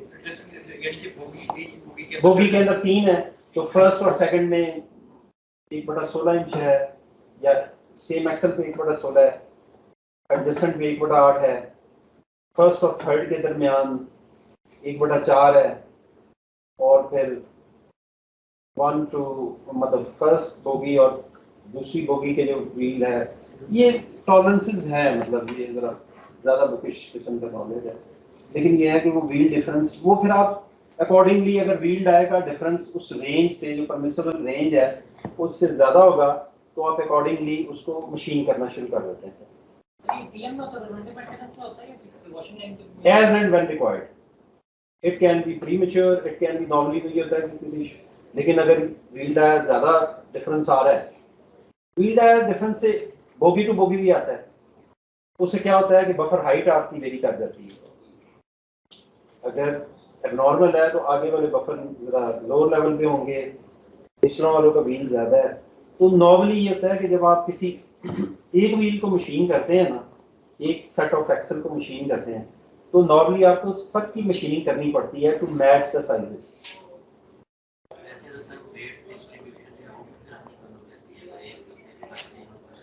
नहीं, वेट डिस्ट्रीब्यूशन का वो भी कह सकते हैं, वो इस स्टेज पे तो ये तो बहुत एबनॉर्मल है ना, मैंने आपको बताया वो बफर आपके वेरी कर देते हैं साइज पे। अगर आपका लेट्स से 1.5 इंच का डिफरेंस है, तो सस्पेंशन पता चले जी अगली और वीक है, तो पता चले जी डिफरेंस दो, वो तो कर्व पे जाते ही वो लॉक हो जाते हैं, आपस में फंस जाते हैं। तो वो फिर मशीनिंग जो है ना, वो आप नॉर्मली जब एक व्हील को टच करते हैं, तो फिर अच्छा, फिर एक ऐसे भी होता है कि जब आप देखते हैं कि एक सेट ऑफ व्हील है, तो आपके पास कोई और लोकोमोटिव खड़ा है, तो आप इंटरचेंज भी कर लेते हैं व्हील, लेकिन normally always whenever you machine one axle और वन पेयर ऑफ व्हील्स जो एक एक्सल में माउंट है, so you have to match the sizes accordingly through machining or through new set of wheel. अच्छा, ब्रेक है वो आज ये लिखा हुआ है, lecture without tea break, lunch 12:30, so this is good sign for you. और assign, आगे जरा बुरी खबर है, 2 assignments today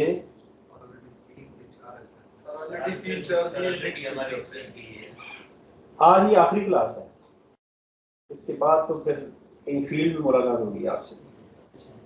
what I understand, assign 2 assignments, submission online.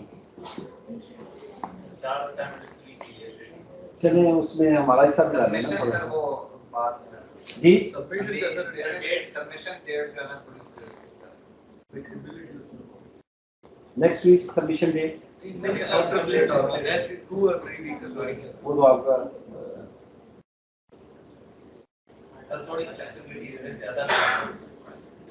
चले वो डॉक्टर साहब आते हैं ना, उनसे पूछ लेते हैं ना कि क्या। Sir I think her teacher को कहा हुआ है कि 2 असाइनमेंट दे, तो हर टीचर दे रहे हैं।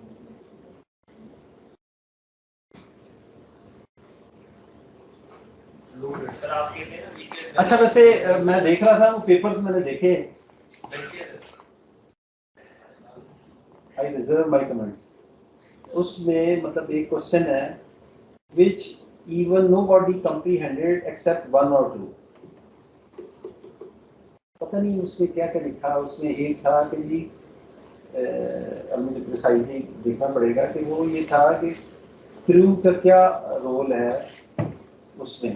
आपने उसमें सिग्नलिंग सिस्टम भी डाल दिया, इंफ्रास्ट्रक्चर भी डाल दिया, पता नहीं क्या क्या उसमें। इंफ्रास्ट्रक्चर का कोई पैरामीटर है जो ड्राइवर के कंट्रोल में होता है?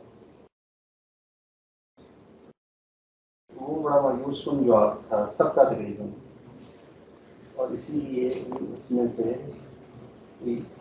एक आध बच्चे के नंबर शायद रीजनेबल है, बाकी वो वैसे ही है।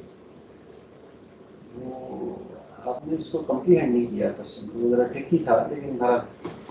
अच्छा इस पे जरा आ जाए। मार्क्स तो वो चले गए हैं, अगर होते तो मैं शेयर कर देता। तो ये बस वही कहानी है जो बताइए आपको कि व्हील डिफरेंस डाया क्या है, लेफ्ट व्हील। वो जो था ना अगर डिफरेंस इन डाया वो आएगा, ये नंबर 2।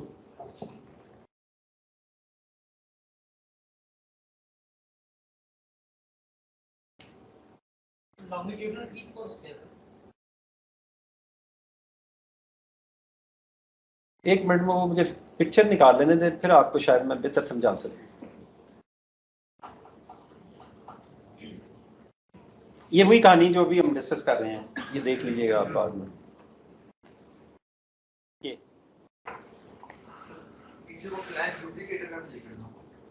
फ्रेंच लुब्रिकेटर है कि वो फ्रिक्शन ज्यादा होती है। मैंने पहले आपको बताया कोयटा सेक्शन में ट्रैक के साथ फ्रेंच लुब्रिकेटर लगे होते हैं। वो ये होता है बेसिकली टू रिड्यूस फ्रिक्शन, वो ज्यादा फ्लैंज की वियर को अवॉइड करने के लिए। बाहर की कंट्रीज में भी होते हैं, उसमें ये होता है कि वो कार्बन पाउडर होता है बेसिकली जो उस पर स्प्रे करते हैं फ्लैंज की और रेल की वियर को कम करने के लिए। अच्छा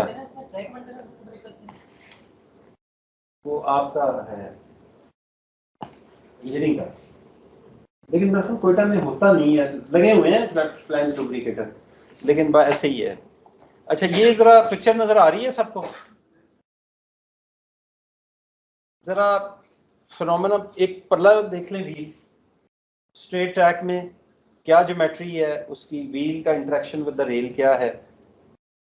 और ये राइट हैंड कर्व पे अगर व्हील जा रहा है तो आप जरा देखें इसके अंदर गैप्स देखें, फ्लैंज और रेल का इंटरेक्शन देखें।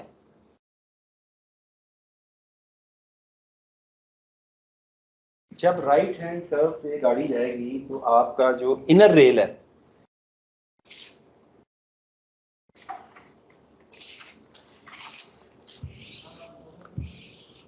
ठीक है जी, यही है राइट हैंड कर्व।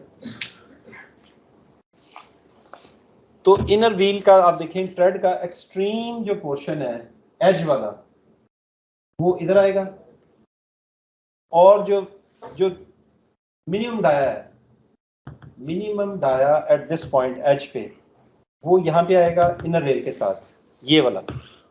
और ये जो आउटर रेल का, हाँ देखें ना जरा, कैसे अपोजिट होना चाहिए। और आउटर रेल के केस में आपका मैक्सिमम डाया, क्योंकि ये जो है इसने ज्यादा ट्रैवल करना है आउटर रेल पे, तो ये बिल्कुल फ्लैंज वाला जो पोर्शन है ये वाला यहाँ पे ये टच करेगा। अब वो जो व्हील वियर आती है सबसे मैक्सिमम वो यहाँ पे आएगी, ये इंटरेक्शन पे रेल और उसके। और अगर इसको आप लेफ्ट हैंड कर लें तो ये रिवर्स हो जाएगा, ये वाला एंड इधर आ जाएगा और ये वाला पॉइंट है वो इसमें आ जाएगा लेफ्ट हैंड कर्व के केस में।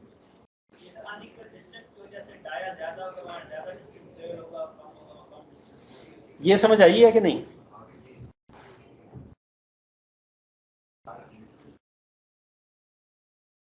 सिर्फ आप ये पोर्शन देखें, ये वाला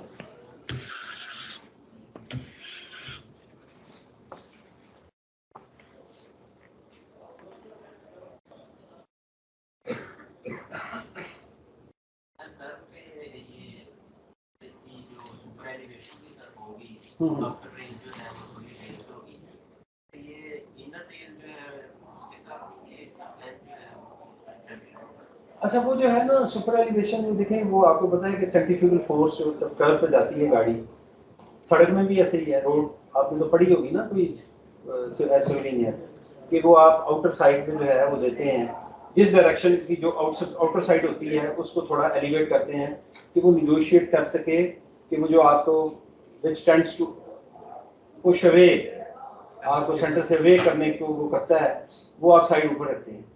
अच्छा, अब इसके दो तरीके हैं। एक तरीका है कि आप सुपर एलिवेशन ट्रैक में या रोड में दे देते हैं। अच्छा, दूसरा अभी वर्ल्ड के अंदर जो एडवांस रेलवे सिस्टम है उसके अंदर उन्होंने उसको फर्दर फैसिलिटेशन के लिए ये किया है कि जो कोच होती है ना उसके अंदर उन्होंने अब जो सस्पेंशन आई है वो रबर स्प्रिंग्स हैं, टिल्टिंग बोगीज। वो क्या करते हैं कि वो ये भी नेगोशिएट, प्लस वो ये होता है कि जब आउटर एज पे जाता है तो वो ज्यादा इन्फ्लेट हो जाते हैं और उससे आपको पता ही नहीं चलता कि गाड़ी कर्व पे जा रही है या नहीं जा रही। It's so smooth riding. मैंने ट्रैवल किया है वैसे इससे जापान के अंदर, तो वो हमने उस वक्त समझ नहीं आई कि यार ये कौन सा फिनोमेना। जब हमने डीपू में देखा तो वो ये है कि बेसिकली वो आउटर साइड के वो ऑटोमेटिकली जैसे जैसे ग्रेजुअली वो कर्व पे बढ़ती जाती है ना वो इन्फ्लेट होते जाते हैं, कि वो super elevation of the track as well as वो उसको भी फैसिलिटेट करते हैं, उसको काउंटर करने के लिए सेंट्रीफ्यूगल फोर्स को, कोच को भी जो है वो कर रहे हैं। तो अभी ये होता है कि हमारे जो है कर्व नेगोशिएशन में हमने लिमिट की होती है स्पीड कर्व के ऊपर, जो हमारी टाइट कर्व्स हैं 6 डिग्री 5-8 डिग्री या, तो उसके अंदर हम क्या करते हैं कि स्पीड रिस्ट्रिक्शन लगा देते हैं कि 65 से ऊपर ना जाए। लेकिन वहां पे सेक्शनल स्पीड में वो चलती है with this arrangement as well as on the rolling stock suspension, तो वो उसी स्पीड पे कर्व पे जाती है गाड़ी without disturbing the passenger और वो। ये कुछ समझ आ गई है आपको? और अगर लेफ्ट हैंड कर्व होगी तो क्या अरेंजमेंट हो जाएगा कि ये एज इधर आ जाएगा और ये इधर आ जाएगा।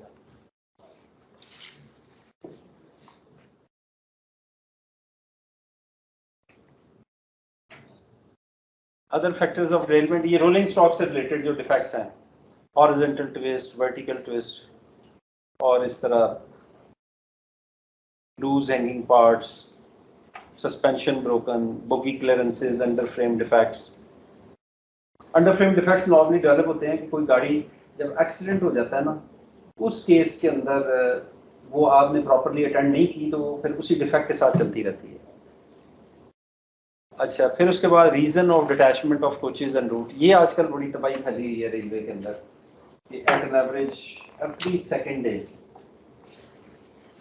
वो मैं आपको जरा वो पढ़ के वो बड़ा इंटरेस्टिंग है and it also eye opener, क्योंकि हो सकता है कोई PWI या वो जो है वो आपके अंडर ना आ जाए। जी, ये जो आप जिस गाड़ी में ट्रैवल कर रही थी उसकी बड़ी इंटरेस्टिंग उन्होंने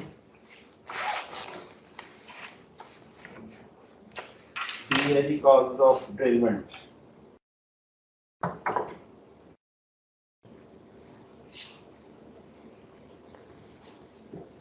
काज ऑफ डेवलपमेंट्स, इसके ऊपर साइन किए हुए हैं जी पीआई ट्रैफिक इंस्पेक्टर, एस&आई signal inspector, head train examiner PWI Faisalabad, loco inspector Faisalabad.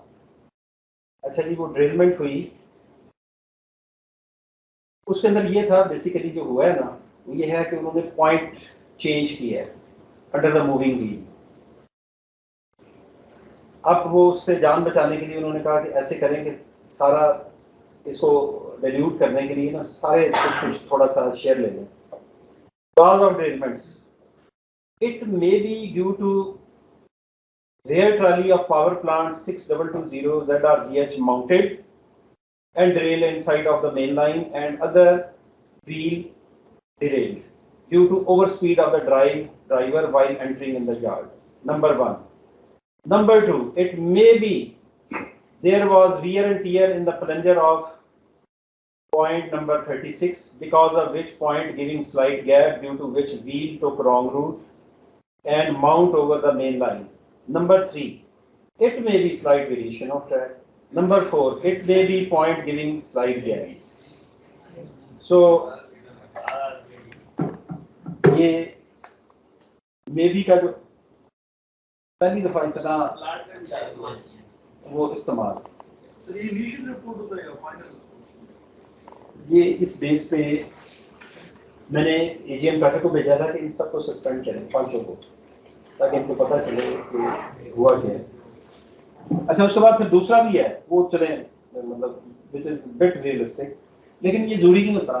अभी वो जो एक किसी की असाइनमेंट है ना, किसी ने कोई थीसिस में, उसमें मैंने वो ऐड किया है कि जनाब ये चेक करें, ये जो रिसर्च किसी ने कोई सबमिट किया है कि जी कॉज ऑफ एक्सीडेंट्स और कोई इस तरह उस पे जी Cause of accidents slash developments, वो किसने दिया है, सिलेक्ट किया है?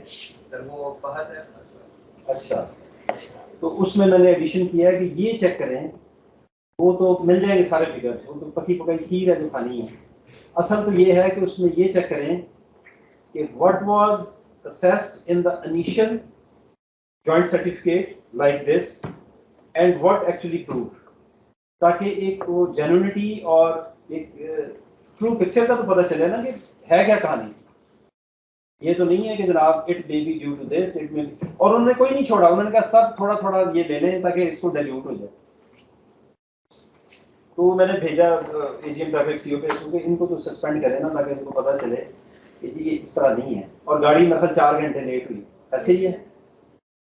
चलिए जल्दी गाड़ी में वो किस तरह ये गलती करके इसको पॉइंट्स को मूव करते हैं, मतलब स्टीयरिंग मोड तक चला जाए फिर उसको मूव करना होता है, बस जल्दी है और कुछ भी नहीं। जल्दी गाड़ी ये बस एक लफ्ज है कैजुअल, कैजुअल एटीट्यूड है, rather not casual, it's a criminal. Union के तो सर इसमें बोला जाता है ना, वो चाहते हैं कि भाई कोई भी एक्सीडेंट हो भी गया तो सर उसे कवर करने की कोशिश करते हैं एक दूसरे की साइड की, जैसे आपने भी एक निकाल दी, पांचों ने अपने ऊपर डिस्ट्रीब्यूट कर दिया। किसका रोल आ जाता है? यूनियन नहीं, union has nothing to do. देखिए यूनियन जो है ना वो है, लेकिन वो दे आर जस्ट ब्लैकमेलर्स, कोई है वो ऐसे नहीं होते। मैं आपको बताऊं, मुझे तो कभी प्रॉब्लम नहीं हुआ यूनियन वालों से, मैं तो पकड़ पकड़ के उनको मतलब वो टारगेट करता रहा। अब जिसे चेक कर रहे हैं, wherever I served, I never stirred any union boss, मुझे कभी कोई प्रॉब्लम नहीं है। हाँ, when you are giving your any lacuna or how to say कोई आपका वीक पॉइंट होगा तो फिर वो आप you are in trouble, otherwise मेरा नहीं था, मुझे तो नहीं हुआ कभी। अच्छा जी, फिर ये बड़ा इम्पोर्टेंट है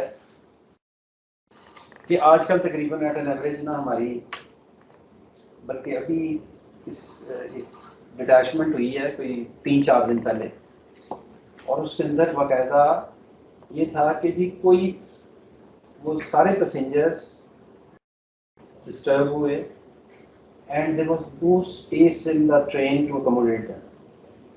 अब आप ये अंदाजा करिए।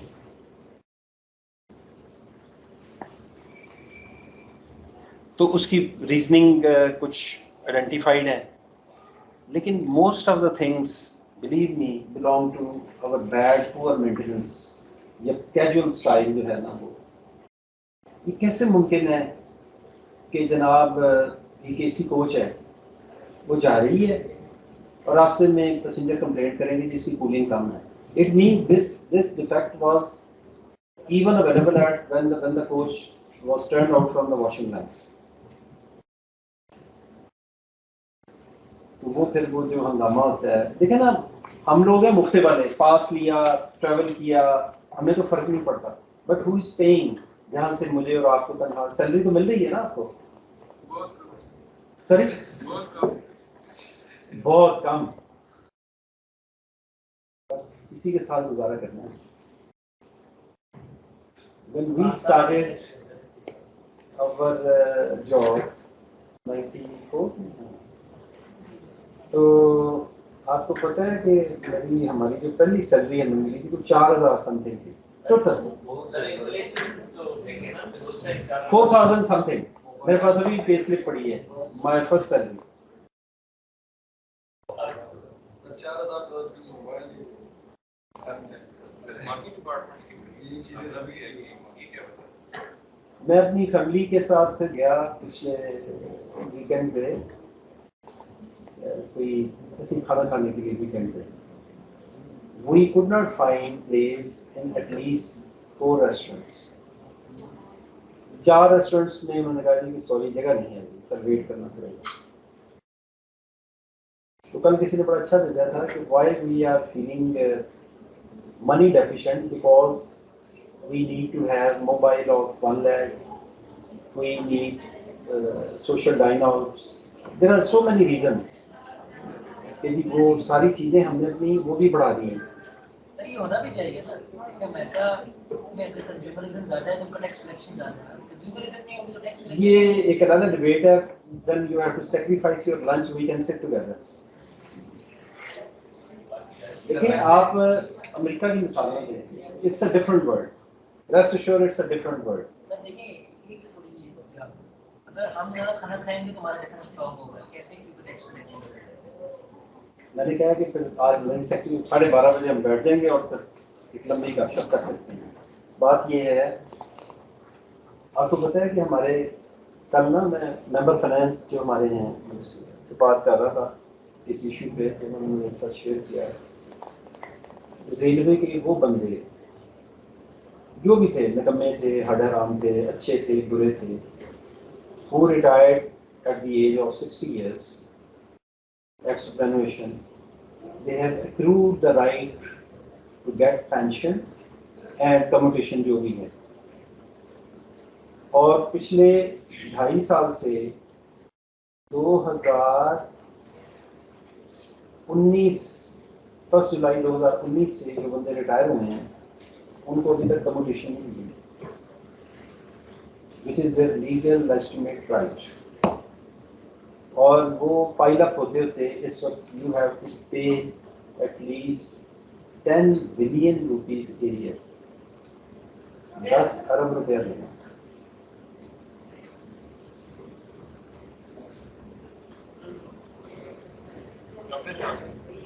सॉरी, मैं रेलवे की बात कर रहा हूँ, रेलवे की बात कर रहा हूँ. तो वो आप देख लेंगे स्टेट ऑफ अफेयर्स क्या है. तो व्हाट अबाउट नेक्स्ट ईयर?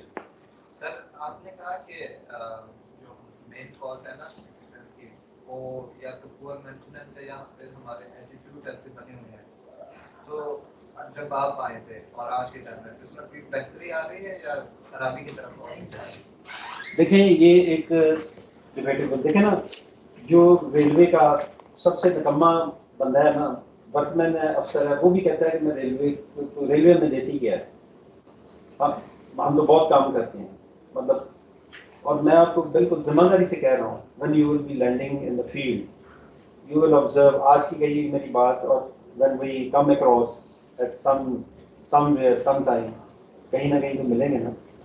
तो मैं आपको ये जिम्मेदारी से बता रहा हूँ कि ये बात नोट कर लें कि यू जेन्युइन जो आपको नजर आएंगे काम करते हुए बंदे, officers as well as the labour या जो आपके ऑफिशियल्स हैं, it will be not more than 10%. Maybe you people are different breed, we wish कि जी आप बहुत अच्छा काम करें, 10% से ज़्यादा नहीं होगा। ये मेरी assessment, I might be wrong, लेकिन I can prove it, I can prove it.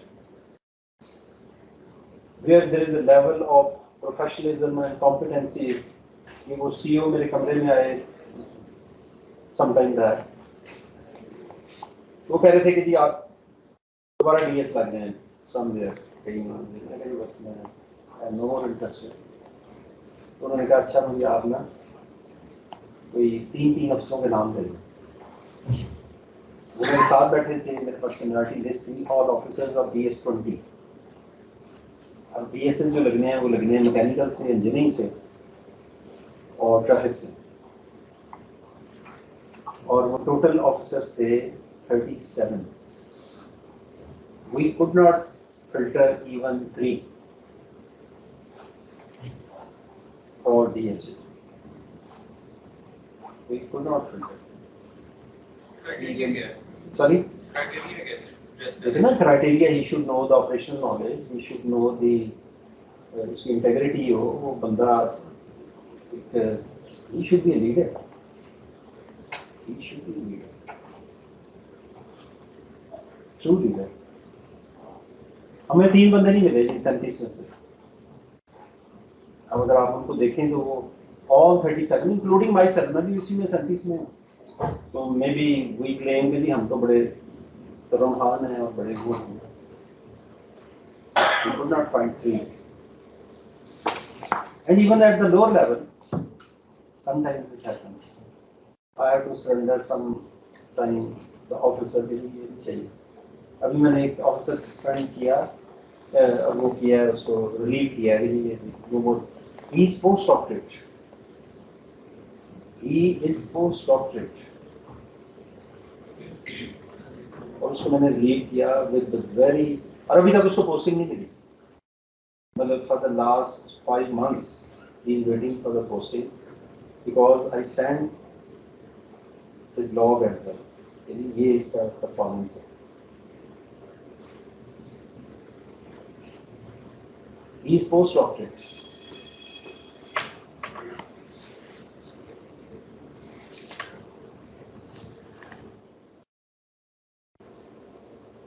ये आगे जी डिफरेंट रीजंस हैं। ज़्यादातर ज़ाहिर है कोच डिटैच होगी तो 2 ही रीजंस हैं, या मैकेनिकल वाले या इलेक्ट्रिकल वाले। तो या एयर कंडीशनिंग लाइटिंग का डिफेक्ट होगा, या कोई और ऐसा प्रॉब्लम आएगा कि it is unsafe to run, so you have to detach the coach. और जब आप डिटैच करते हैं तो जो गालियाँ मुझे आपको पड़ेंगी, चले आपको तो नहीं, हमें तो पड़ती होंगी ना, क्योंकि आप तो अभी फील्ड में नहीं आए, लेकिन आप भी आ जाएंगे तो you will B also in that place. लेकिन बात ये है कि वो व्हाई इट हैपेंड। मुझे एक ऑफिसर ने बताया वेरी इंटरेस्टिंग, उसने कहा parlour car is the best class ना फॉर शॉर्ट ट्रैवलिंग। आप लोगों ने ट्रैवल किया होगा पार्लर कार में, parlour car is the best, मतलब पिंडी लाहौर के दरमियान एक अच्छी सर्विस है। वेरी इंटरेस्टिंग, उसने मुझे कहा कि जी वो सोप डिस्पेंसर नहीं होता वो जिसके अंदर हाथ धोने के लिए वो, तो वो ब्रैकेट से टूटी हुई थी, और वो उन्होंने वो जो लुकिंग ग्लास है वॉशरूम का, उसके ऊपर जो ट्रे थी उसके अंदर पड़ा था,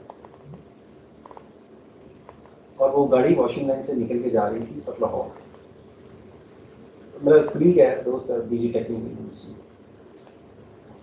तो उसने कहा कि द वेरी नेक्स्ट वीकेंड में जब मैं गया तो वो सोप डिस्पेंसर उधर ही पड़ा था उसी कोच में।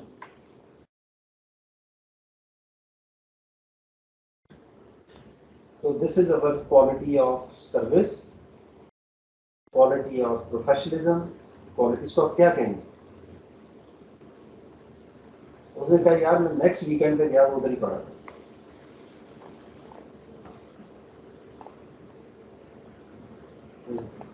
ये कितना शेमफुल और कितना वो है,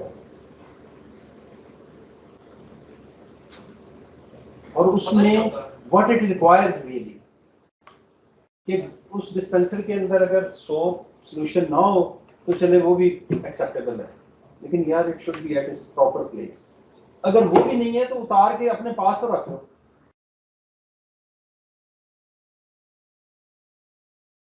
आप यूरोप में ट्रैवल करें किसी ट्रेन में, इट्स अ ड्रीम लग्जरी है कि आपको चीज़ तो मिले ऐसी कि कोई डिफेक्टिव या कोई वो लूज हो या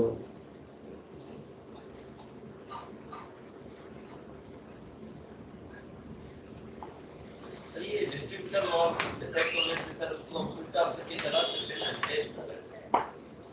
कई दफ़ा ऐसे होता है कि उसके जॉइंट पे ऐसा लीकेज आ जाती है उससे पहले, जहाँ से मेन प्रेशर जा रहा है, अगर वहाँ से वो वर्कआउट हो जाए थ्रेड्स उसके और मेन प्रेशर लीक आ जाए तो फिर you have to detach the coach. वो तो ये है ना कि वो जो आइसोलेशन वाला है ना, स्विच ऑफ डिवाइस जो है, वो तो है जो सिस्टम है डिस्ट्रीब्यूटर वाल्व से अहेड फॉर ब्रेकिंग। अगर उससे पीछे वाला टूट जाए तो उसके लिए हमारे पास रिलीज वाल्व भी होता है सर, जिससे अब वो सिलेंडर का प्रेशर रिलीज करके चलता है। रिलीज वाल्व सर एक होता है वो तो वैक्यूम में होता है सर, एयर ब्रेक में। हाँ होता है, बताएं। वो तो है उसको रिलीज करने के लिए जैम को। कई दफा ऐसे होता है, ऐसी सिचुएशन हो जाती है कि कोई चीज हिट हो जाती है, डिस्ट्रीब्यूटर वॉल की बॉडी टूट जाती है, तो उसमें तो कोई ऑप्शन नहीं है एक्सेप्ट उसको करने के लिए। कई दफा कोई ऐसी चीज हिट हो जाती है कि वो या पीछे से जो मेन पाइप आ रहा है, जो ब्रेक पाइप प्रेशर 70 psi का प्रेशर आ रहा है, वो थ्रेड वर्कआउट हो जाते हैं, तो वो फिर आपको डिटैच करनी पड़ती है। अच्छा जी, ये तो हो गया हुआ है, ये भी हो गया है, हेड एंड जनरेशन हो गया है। ये बस 5-10 मिनट है फिर इसको, because you have an early lunch, so you have to be, जैसे कहते हैं ना, ये कंसेंटेड है ना आपके लिए। बस ये क्विकली इसको देख लें, ये कोई ऐसी नहीं, इसमें अगर ये डिस्कस हो गया है, अगर इसमें कोई सवाल है तो पूछ लें, इसको क्विकली जस्ट इसको रन थ्रू कर लें, अगर कोई क्वेश्चन है तो बता दें।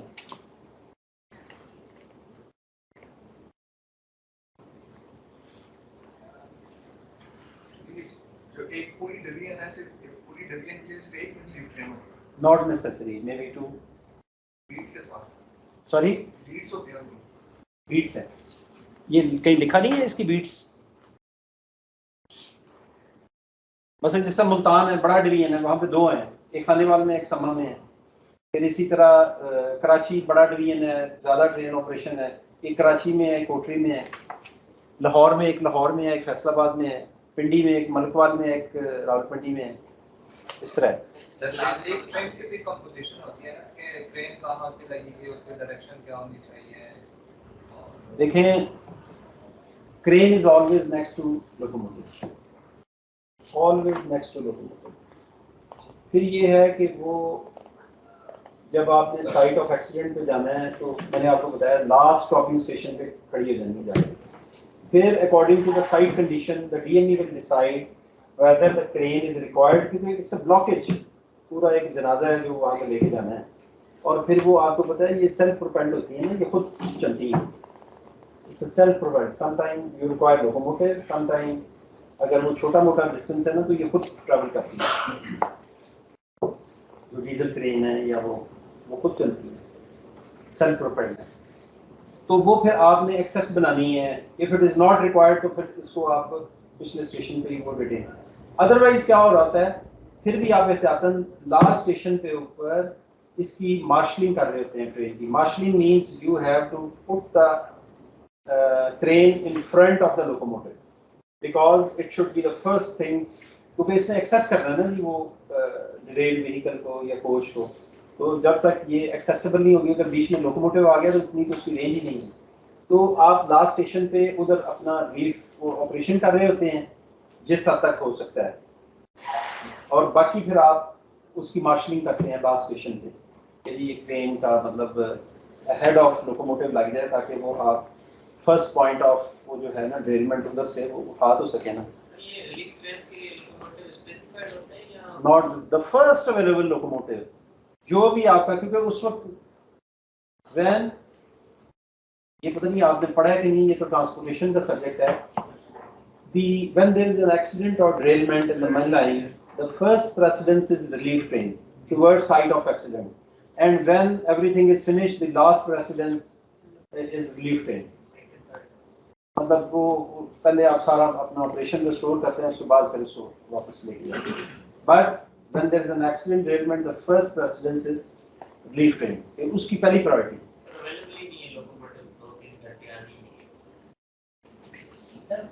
देखिए जो जहाँ पे होता है ना locomotive relief train, it is a major base shed. ये ऐसे नहीं है कि वो किसी रोड साइड स्टेशन पे खड़ी है. Always there is a locomotive, ample locomotives are available. Worst come worst, the near most, जैसे कि आपको पता चला आपने इमीडिएटली, ये वैसे कभी हुआ नहीं आज तक कि लोकोमोटिव अवेलेबल ना हो शेड के अंदर for to operate the relief train. Malakwal में लोकेटेड है. Once a time it was one of the मतलब कोई 38-40 लोकोमोटिव थे वहाँ पे, स्टीम लोकोमोटिव 95 तक. वो सारा ब्रांच लाइन ऑपरेशन. मतलब मलकवाल सिटी मैंने आपको बताया था, इट इज रेलवे टाउन, कि हर घर का एक बंदा मलकवाल में रेलवे में रहा है. अच्छा जी, ये देख लिया आपने, इसमें कोई question? A class is with medical van, B class में नहीं होता मेडिकल वैन, वो नॉर्मली रिलेलमेंट के लिए है. ए क्लास है फॉर एक्सीडेंट, जो जनरल एक्सीडेंट जिसमें कैजुअलिटीज हैं, वहाँ पे फिर ए क्लास व्हीकल कॉल करते हैं. उसके अंदर वो फिर oxygen cylinders, coffins, stretchers, medical medicine, ये वो सारी वो होती हैं उसके अंदर.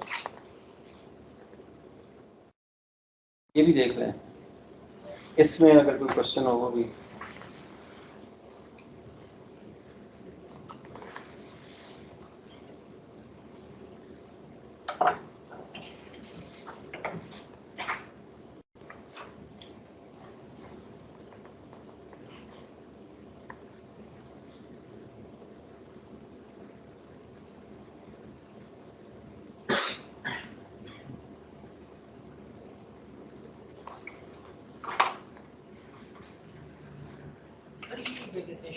डिरेलमेंट और यार्ड डिरेलमेंट में रिलीफ ट्रेन क्या था?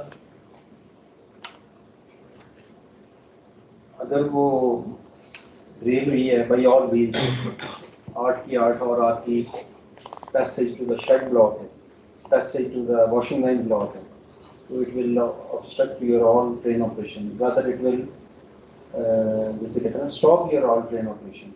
वॉशिंग लाइन का रास्ता बंद हो जाए, शेड का रास्ता बंद हो जाए, ना इंजन आ सकेगा ना जा सकेगा. वॉशिंग लाइन का रास्ता रेट ना जा सकेगा ना आ सकेगा. तो वो यार्ड वगैरह की तो लैदा फेज नहीं होती. सेम सर ये 5 मिनट्स का मार्जिन जो है ऑलरेडी वो एकदम नहीं होती तैयार. उसके लिए क्रू अरेंजमेंट, उसके लिए लोकोमोटिव ऑन ट्रेन, फिर उसके बाद availability of staff, relief staff, वो हर वक्त तो अवेलेबल नहीं होते. इसका स्पेशलाइज स्टाफ होता है जिसका सिर्फ ये काम होता है ड्रेलमेंट अटेंड करना. वो शेड की विसिनिटी में रहते हैं, बिल्कुल नज़दीक. जब विसल ब्लो होता है तो वो फिर उन्होंने घर से आना है, आके फिर उसके बाद लोकोमोटिव ऑन ट्रेन होना है, फिर प्रेशर बनना है. नो नो नो, अब रात मिडनाइट तो नहीं होते, वो तो 8 घंटे दिन को अवेलेबल होंगे. दिन को अगर आए तो वो तो चले जाएंगे. 45 minutes means from the station, कि आपको फर्स्ट इंटीमेशन शेड में आई, विसल ब्लो हुआ, उससे ऑनवर्ड 45 मिनट्स हैं. वो पूरी ट्रेन ने स्टेशन पे भी जाना है, स्टेशन से लाइन क्लियर लेना है, फिर जाना है उसने, स्टाफ ने आना है. ये सारा अरेंजमेंट जो है 45 मिनट्स हैं इसके लिए. अब तो खैर इजी हो गया है बिकॉज ऑफ द दिस जो आपके है मोबाइल, कि आप क्विकली कॉल कर लेते हैं. पहले इशू था, अब इतना नहीं है. So the third point क्या है, ऑर्डर की ट्रेन का स्टेटमेंट के बाद को facing down direction no pressure. ये तो बड़ा कौन जी कोई बता सकता है क्या? पूरी एक फॉर्मेशन बनी होती है और डाउन डायरेक्शन में नॉर्मली उसको रखा जाता है. नहीं, down direction towards Lahore, towards Sahiwal, towards Samasata, ये इस तरह है, ये इस तरह होगा। और जब ये आप अगर अप डायरेक्शन में हो गया तो फिर आप अप डायरेक्शन में फिर क्रेन रेयर में चली जाएगी, फिर क्रेन रेयर में जाएगी। हर ट्रेन की अपनी बीट्स हैं। मतलब पिंडी की जो क्रेन है ना जी, उसने लाला मूसा तक कवर करना है। इसी तरह जो, लेकिन अगर आपकी कोई ऐसा एक्सीडेंट हो गया जिस तरह वो मैंने रैकेज दिखाया है, तो उसमें फिर ये होता है कि फिर आप सारी क्रेन्स जो भी आपको चाहिए, क्योंकि वो तो रैकेज 140 टन से पहले नहीं, उसके बगैर नहीं हो सकता, तो then you call the other as well. अच्छा, कई दफ़ा ऐसे होता है कि क्रेन नॉर्मल मेंटेनेंस शेड्यूल के लिए या किसी और वजह से अंडर रिपेयर हो जाती है, फिर इमीडिएटली डीएमई ने इन्फॉर्म करना होता है हेडक्वार्टर को। वो फिर क्या करते हैं, बीट्स एक्सटेंड कर देते हैं कि जी वो लाहौर की, इन case of any eventuality, Lahore की ट्रेन ये कवर करेगी, ये वाली बीट वो डिफाइंड है। इसी तरह अगर कुंदिया की ट्रेन अंडर रिपेयर हो गई है वहाँ मुझे शर्ट की, तो वो मैसेज देंगे हेडक्वार्टर को, तो हेडक्वार्टर क्या करेगा कि वो उनको वो असाइन कर देगा कि जनाब ये फलां ट्रेन जो है ये वाली रिस्पेक्टिव बीट इसकी ये कवर करेगी। सर ये डाउन डायरेक्शन की कोई स्पेसिफिक उसकी स्पेसिफिक रीज़न ये है कि हमारा जो है, या तो अच्छा पॉइंट है, अपेरेंटली ये है कि हमारी जो ज़्यादातर ओरिजिनेशन ऑफ द ट्रेन्स है ना, कराची में है। कराची में दो हैं, मैंने आपको बताया, Karachi and Rohri Kotri. Down direction में इसलिए रखते हैं कि हमारा जो नॉर्मल ट्रेन ऑपरेशन का है ना, वो डाउन डायरेक्शन में फ्लो जा रहा होता है मेल एक्सप्रेस का, तो इसलिए उसका और कोई ख़ास रीज़न नहीं है ऐसा, इसकी और कोई ख़ास रीज़न नहीं है।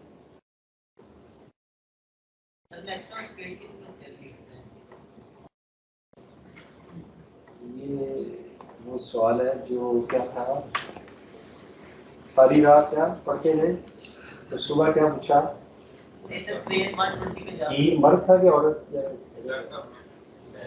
इसी तरह what ever is the sectional speed. ये थोड़ी है कि अब ट्रेन मतलब रेलमेंट हो गई है तो वो जाएगी अपना कोई हवा में, उसने उसी सेक्शन पे, what ever is the sectional speed. Train की वजह से कम नहीं हो सकती, कम नहीं होगी? नहीं, it is कोई मॉक प्रैक्टिस होती है? क्या करें, विजिलेंट रखने के लिए स्टाफ को मॉक प्रैक्टिस, मॉक एक्सरसाइज करते हैं समटाइम। नहीं, वो सिर्फ ये होता है विसल ब्लो कर देते हैं और उसके बाद वो साफ कितनी देर में आता है। बाकी वो जो है ना, वो कोई ऐसा अरेंजमेंट कभी आज तक इस अकाउंट में सेटबैक हुआ नहीं वैसे, नेवर। अच्छा जी, ये जरा देख लें, इसमें भी कोई क्वेश्चन है तो। सिंपल इंग्लिश है, इसको बस देख लें और कोई क्वेश्चन है तो पूछ लें।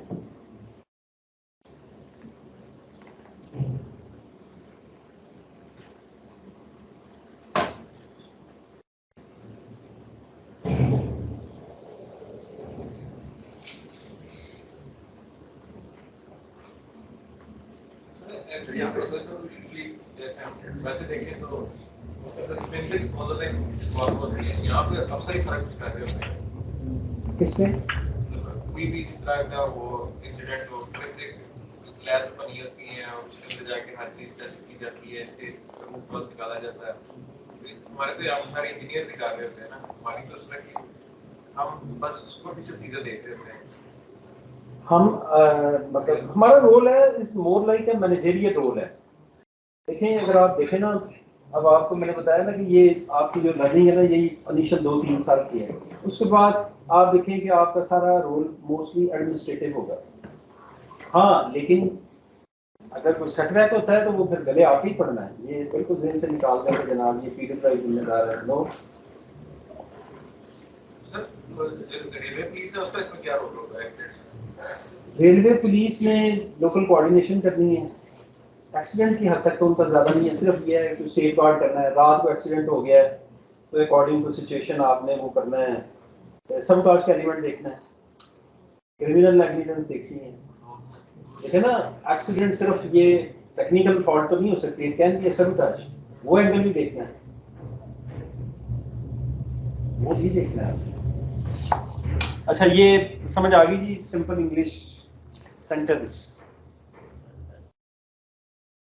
ट्रेन की सब मेंटेनेंस जो है वो बेशक ऑफ कोर्स, लेकिन जो क्रेन और इसके लिए वो मुगलपुरा का स्टाफ आता है और इसकी जो पीएच वगैरह होती है नॉर्मली, चूंकि ऐसा चीज यूज तो नहीं होती फॉर एनी अदर पर्पस, तो वो फिर ये होता है कि स्टाफ को आप उधर से बुला लेते हैं वर्कशॉप से, वो आगे इधर मेंटेन कर देता है जो भी होता है, पेंट शेंट करना है, बाकी चीजें देखनी।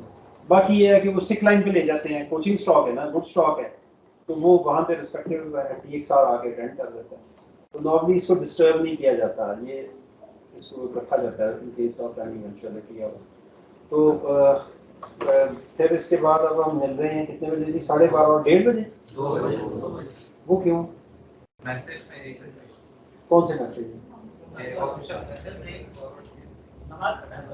अच्छा चले ठीक है, कोशिश करें 2 से पहले आ जाए ताकि जरा इसको हम क्विकली वाइंड अप करें। हाँ जी, और आगे जरा असाइनमेंट भी कोई 1:30 बजे वापस। मैसेज में तो अच्छा वैसे